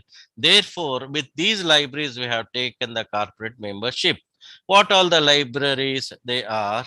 Indian Institute of Science, IIMB, National Aerospace Laboratories, Delnet, CMTI. These libraries, we have taken a corporate membership. And as I told you that Indian Institute of Science, they have got a very good number of books on engineering. So if anybody is interested, you please come to our library and we will issue a card. You go to their library, what all the facilities are made available, you can access from this Indian Institute of Science library. And in the Bangalore, IIMB is there a library, a very good collection of books are available, especially for the management people. Even they have got the facility of borrowing book. We will issue a card. You take the card to this library. You can access all the facilities. Plus, if you are interested, you can borrow a book. And according to the due date, you have to return back. And if you want to borrow one more book also, you can borrow. That facility also is available in our library. And those who belongs to aerospace, we have taken a membership with the NAL, National Aerospace Laboratories. If you go to this library, they have got a very good collection on aerospace, so that you can borrow the books, you can sit there, you can read all the facilities which they have provided in the NAL library. And this is very interesting. We have taken a membership, the Delnet. Delnet is nothing but developing library networking. Under this 6,984 libraries have got all the bibliographical information about the books and journals. See, as I told you that we have got the books 15,000 and odd. And especially when you go to the third and fourth year, or if you are pursuing PhD, that time you will see that a particular book you wanted to refer. So that book is not there in the library, or if you go to the market also, that particular book is not available. See, if you come to our library, we will check through the Delnet, the particular book where in which library it is there. And through the Delnet, if you send the request, within 1 week, they will send to us. We will call it as an interlibrary loan. So through this, it will come to a library, refer it. And if you want to make Xerox, you can get it Xerox. And we have to return back. This facility only is available in Delnet. And CMT also, we have taken a membership. They have got a very good collection on mechanical engineering. Those who are belongs to the mechanical branch, you can come to a library. You meet Mrs. Ruthu. She is in charge of these all corporate membership, and she is handling even including the plagiarism checking also. She takes care. Come to us and go to these libraries. See, we have got all the facility. You people should make use of our library. So therefore, my dear students, if you come to a library, we will provide you all the facilities. This is our beautiful reference section. This is our books arrangements. And if you are coming to the reference section, only you have to refer our library books. Your personal books will not be allowed inside the reference section. Only we will allow your laptop to bring here in this reference section. So we have arranged all these books in this way. And also we have kept a separate section for the general books, competitive exam books, dictionary, encyclopedias, novels, old question papers. If you want to refer a hard copy of the old question papers, where we have placed in the reference section.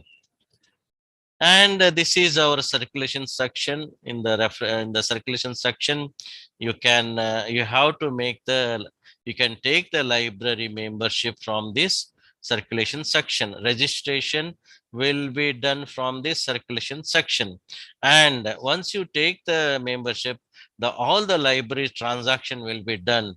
Issue, return, renewals, reservation, everything will be done from this section. And at the end of your course, you are supposed to take the no-due certificate, and no-due certificate will be issued from this counter. And this is very interesting that the UG students, we are issuing 2 books, CDs and DVDs for 15 days. And one-time renewals will be there. You can physically, you can bring the book, or online also it is possible to get it renewed. And 2 books will be issued for 15 days, and 1 more renewal will be there. To get it done, the library registration, these are the documents you are supposed to bring. What all the documents? Photocopy of the library caution deposit receipt. This is very, very important. And address proof. Your smart card or ID card you have to bring, and a passport size photograph. These are the 4 documents you are to bring to our library for making the library membership. And I told you that in the beginning, we have got a book bank facilities for those who belongs to the special category students. They can access these books facilities. 2 books, additional books will be issued to the special category students with the regular 2 books, so that you have to come to our library, produce your documents to say that you belongs to a special category. Once it is produced, and we'll make the registration, so we can start making use of our library.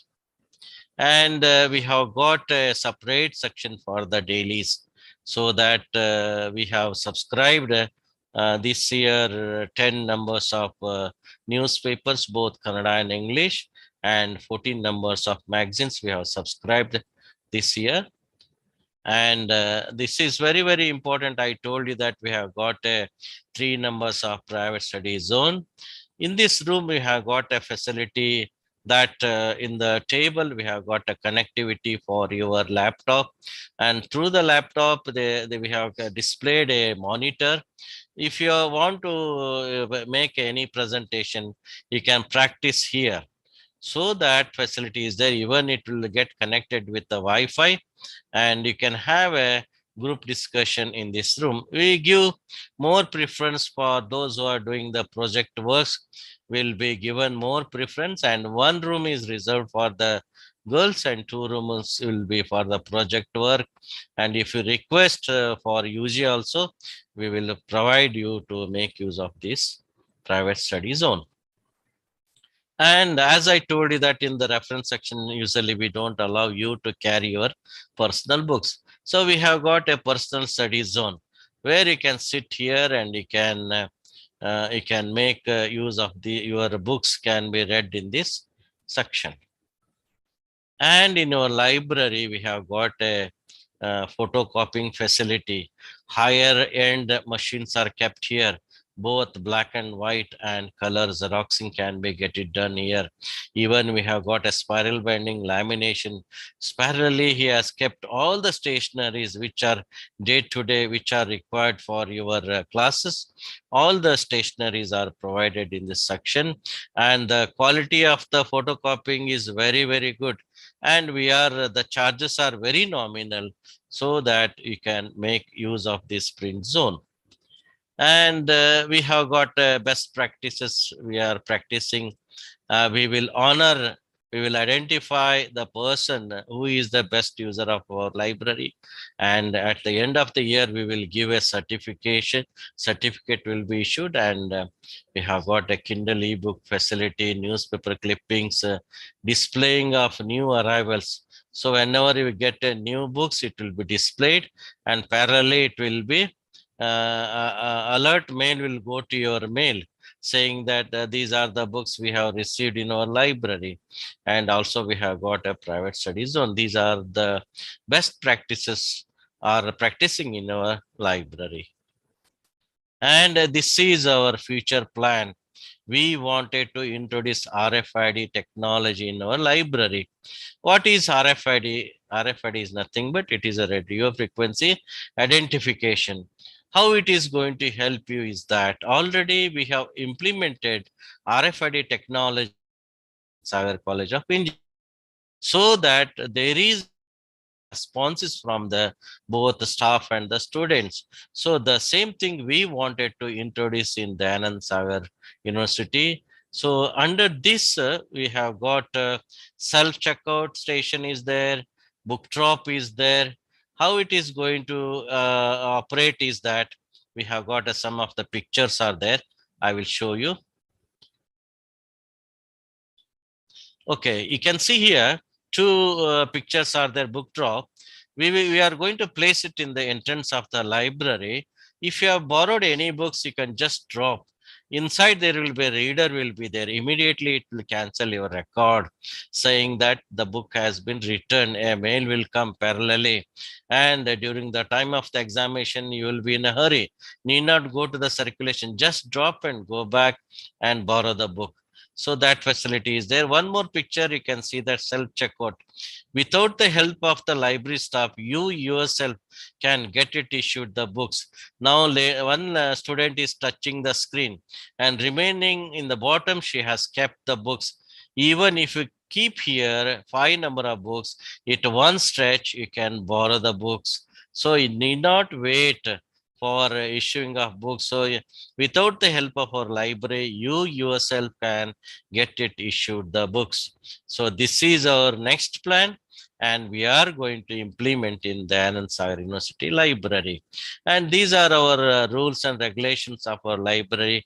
Nominally, you must be knowing that please don't use mobile inside the library, which will disturb others, and don't bring any tables, so that other things are very nominal.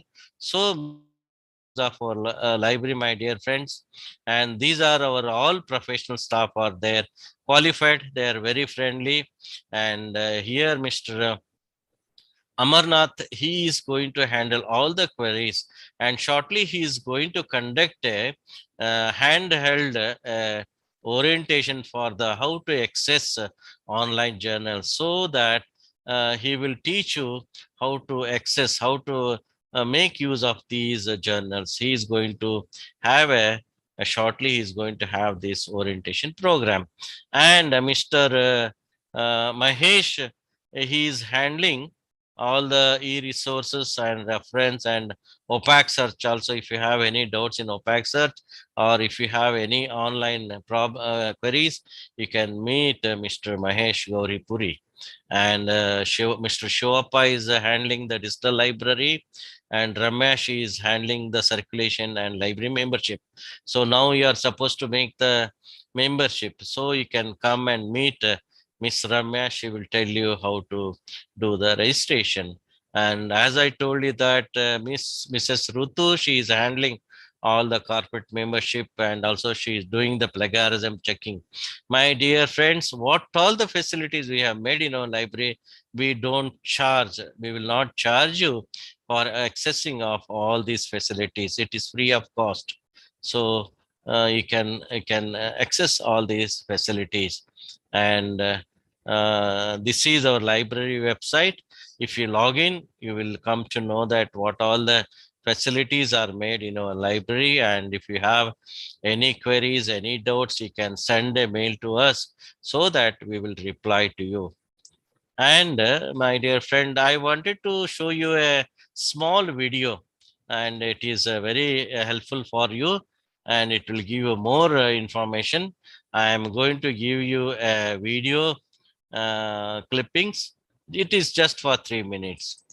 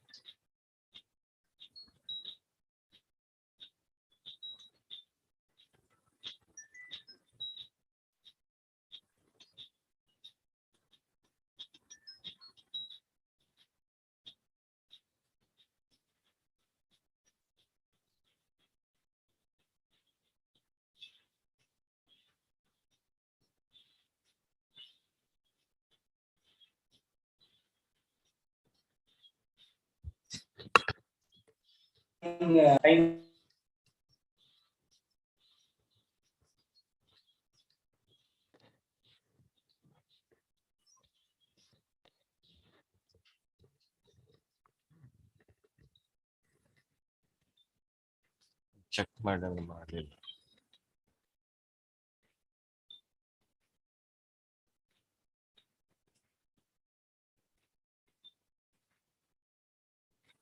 Close madam.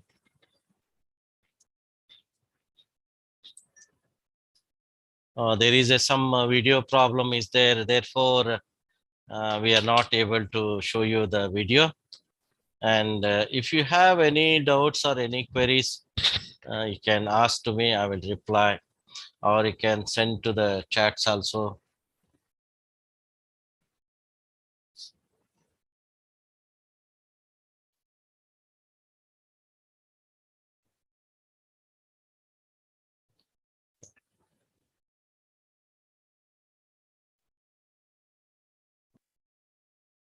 Thank you, my dear students, for my orientation program. Thank you so much. Anybody have any questions, you can ask me, or you can send to chats. Now we will, sir, Vishnathan, regarding the ERP, we will have to. Okay, fine, sir, fine. So I will close my orientation program, sir. Yes, sir. Yes. Thank you so much. Thank you.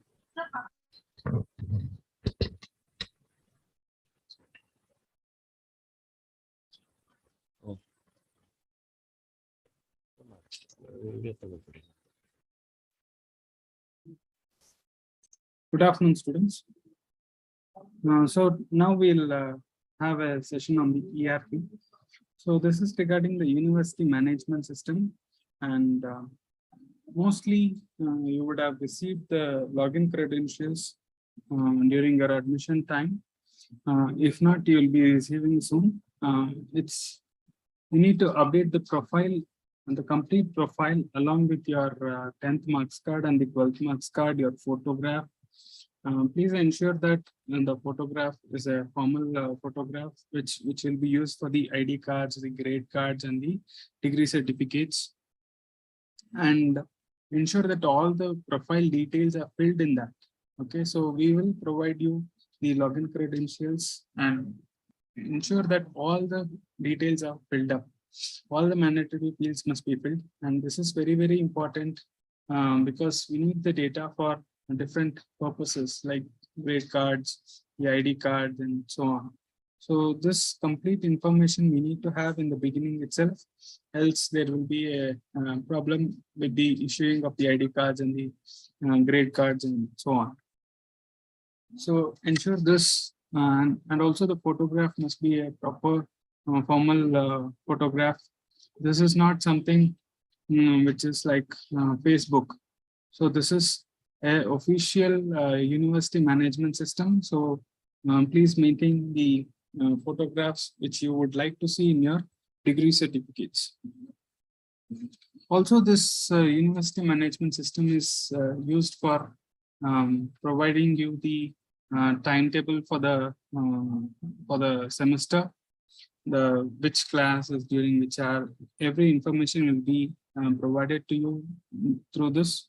The attendance would be marked in the ERP, so you will have the attendance information of your attendance for the course-wise attendance, and also there will be the marks that you have scored, the internal marks, the semester and examinations, even the hall tickets have to be downloaded through this, and the feedback for the faculties must be given through this. So all the activities that you do in the semesters is through this ERP, all the academic related, that is the timetable, attendance, the feedback, and the hall tickets, the exam related ones, and also the learning management system we have.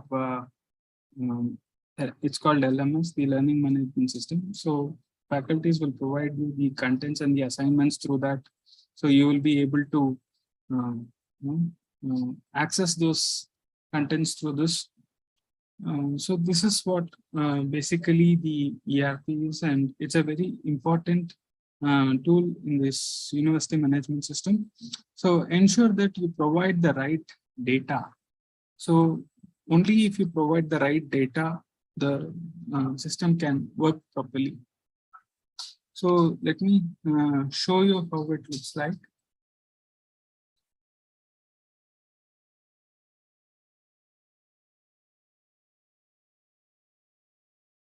So this is a screen of a student.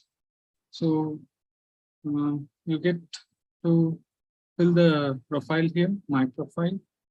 Then you also get to pay the fees, the semester fees information, whatever fees you pay is all over here. And coming to the exams, you get the admit card, the results, and any supplementary exams that you attend, the timetable for the semester, and the feedback that you give for the faculties. And here you see the study material. So the contents would be shared by the faculties, and you can download these and use it for your reference.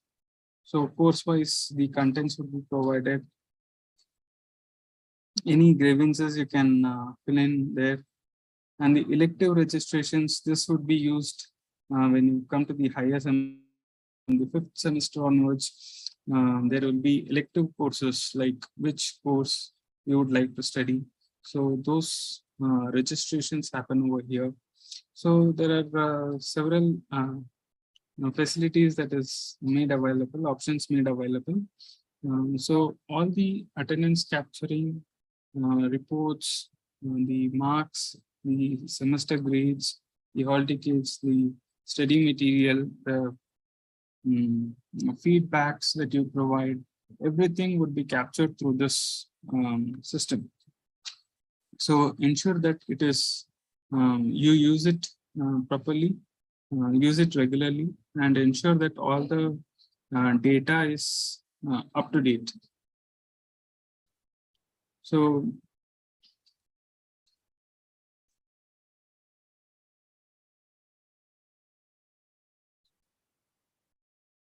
any information that you need further regarding this ERP, you can contact the coordinators, and any access related issues, you can approach us, the login credentials issue, or any data that is to be changed, any name corrections, any anything like phone number, the email ID of yours need to be changed for some reason.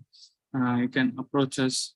So ensure that the data that you provide is all verified and correct, so that the information reaches you properly.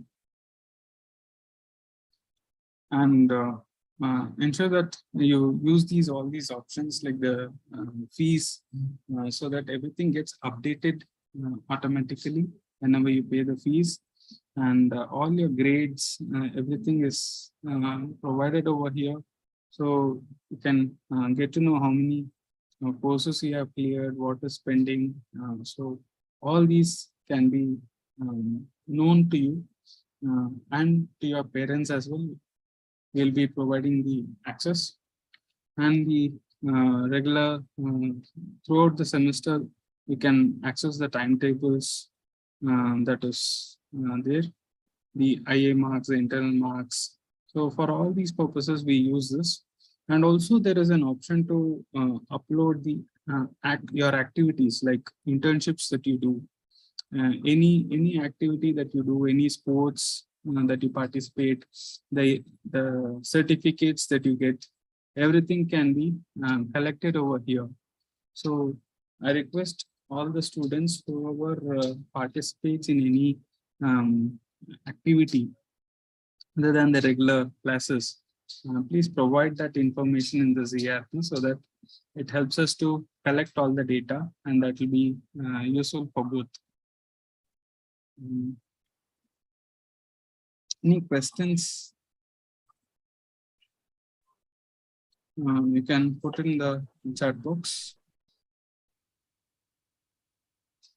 Any question answers, you can type it over there so that we'll answer that. Can we change our ERP password? Someone is asking. Yes, you can. If there is an issue, let us know. We'll help you out. Any other questions on the ERP? I hope you have got an idea of what the ERP is and how useful it will be.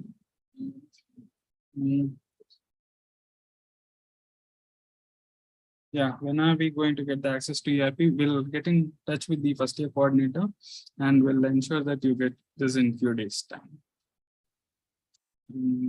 How do we change our email ID? The class advisors will take your requests for this and we'll get your email ID changed to whatever you want for this ERP access. Yes, you can change your profile. Just ensure that the name that you provide and the details that you provide is as per the 10th marks card. That is very important. Details that you provide will be verified with your 10th marks card. You need to upload your 10th marks card as well in the profile. So whenever you are asked to fill the profile, you need to upload your 10th marks card and we will verify through that. How to log into ERP? Will provide you complete details to the first year coordinators and the class advisors will tell you how to do this. Yes, you can change your profile details like parents details, all those you can change it. Yeah, you can change your photographs. I'm just answering based on the chats what has come. So all the details, whatever you have filled already in the profile, any correction that is required, so you will be able to do it.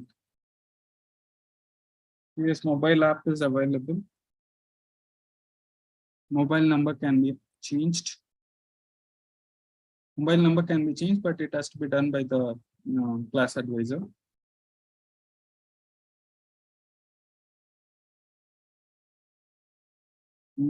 Only the mandatory information would be sufficient. If you don't want to give the bank details, should be fine. So if you're wondering what am I answering, I'm just looking at the chats and based on the questions that I have seen, I'm just replying this. Class advisor details would be provided to you by the first year coordinator. So all the information will reach you and nothing to worry. Yeah, any transfer from BSAT to CET, those things will be taken care. So nothing to worry. So give us a few days time, we'll do this. Anything related to changing the profile, we'll get back to you on this. You will be able to do it. Okay. So the class advisors will reach out to you and provide you the detailed information, because this session is only to introduce you to the ERP and further actions that you need to do.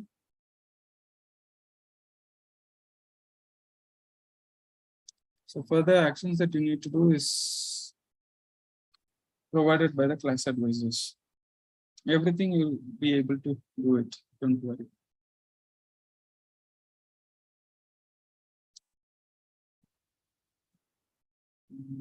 I think I've answered most of the questions that I see in the chat.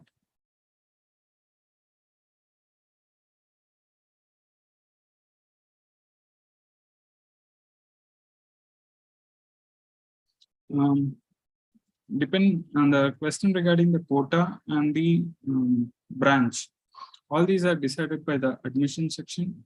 So whatever the admission section finalizes, that will be final. If it's not reflecting in the ERP, we'll make it reflect. But the decisions are taken by the admission section. Anything related to changing the quota, admission quota, all these things, you need to contact the admission section.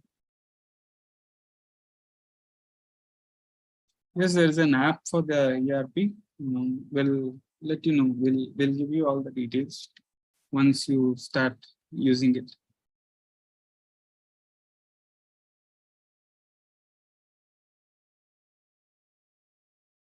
Any other questions? Yes, whatever photo that you upload will be the same for ID card, grade card, and also your degree certificate. So keep this in mind and upload the photograph. We don't want to see any photo which is not formal. Ensure that. Classes commencing, all these details will be provided to you by the course coordinators.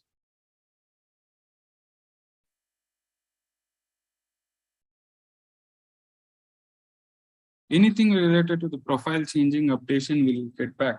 Okay, so there needs to be class advisors who will address a set of students and get the profile updation done. It'll take few days time.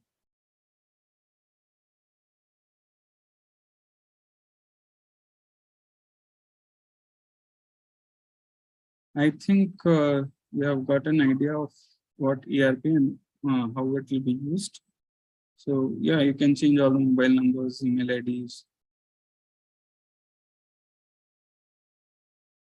You'll be able to do it.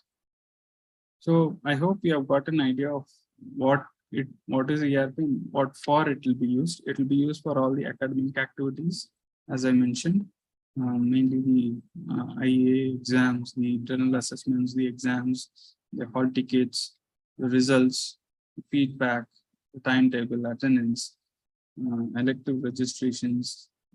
So for all these purposes, it will be used.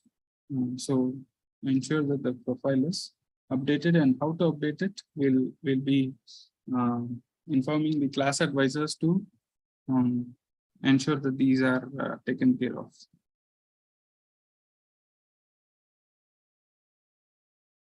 So I think profile updation changes and all will get back to you. So nothing to worry. I think with this, I'd like to close this session. Thank you. Thank you. That was Dr. Vishwanath, Associate Professor of Mechanical Engineering, ERP Coordinator. Hello.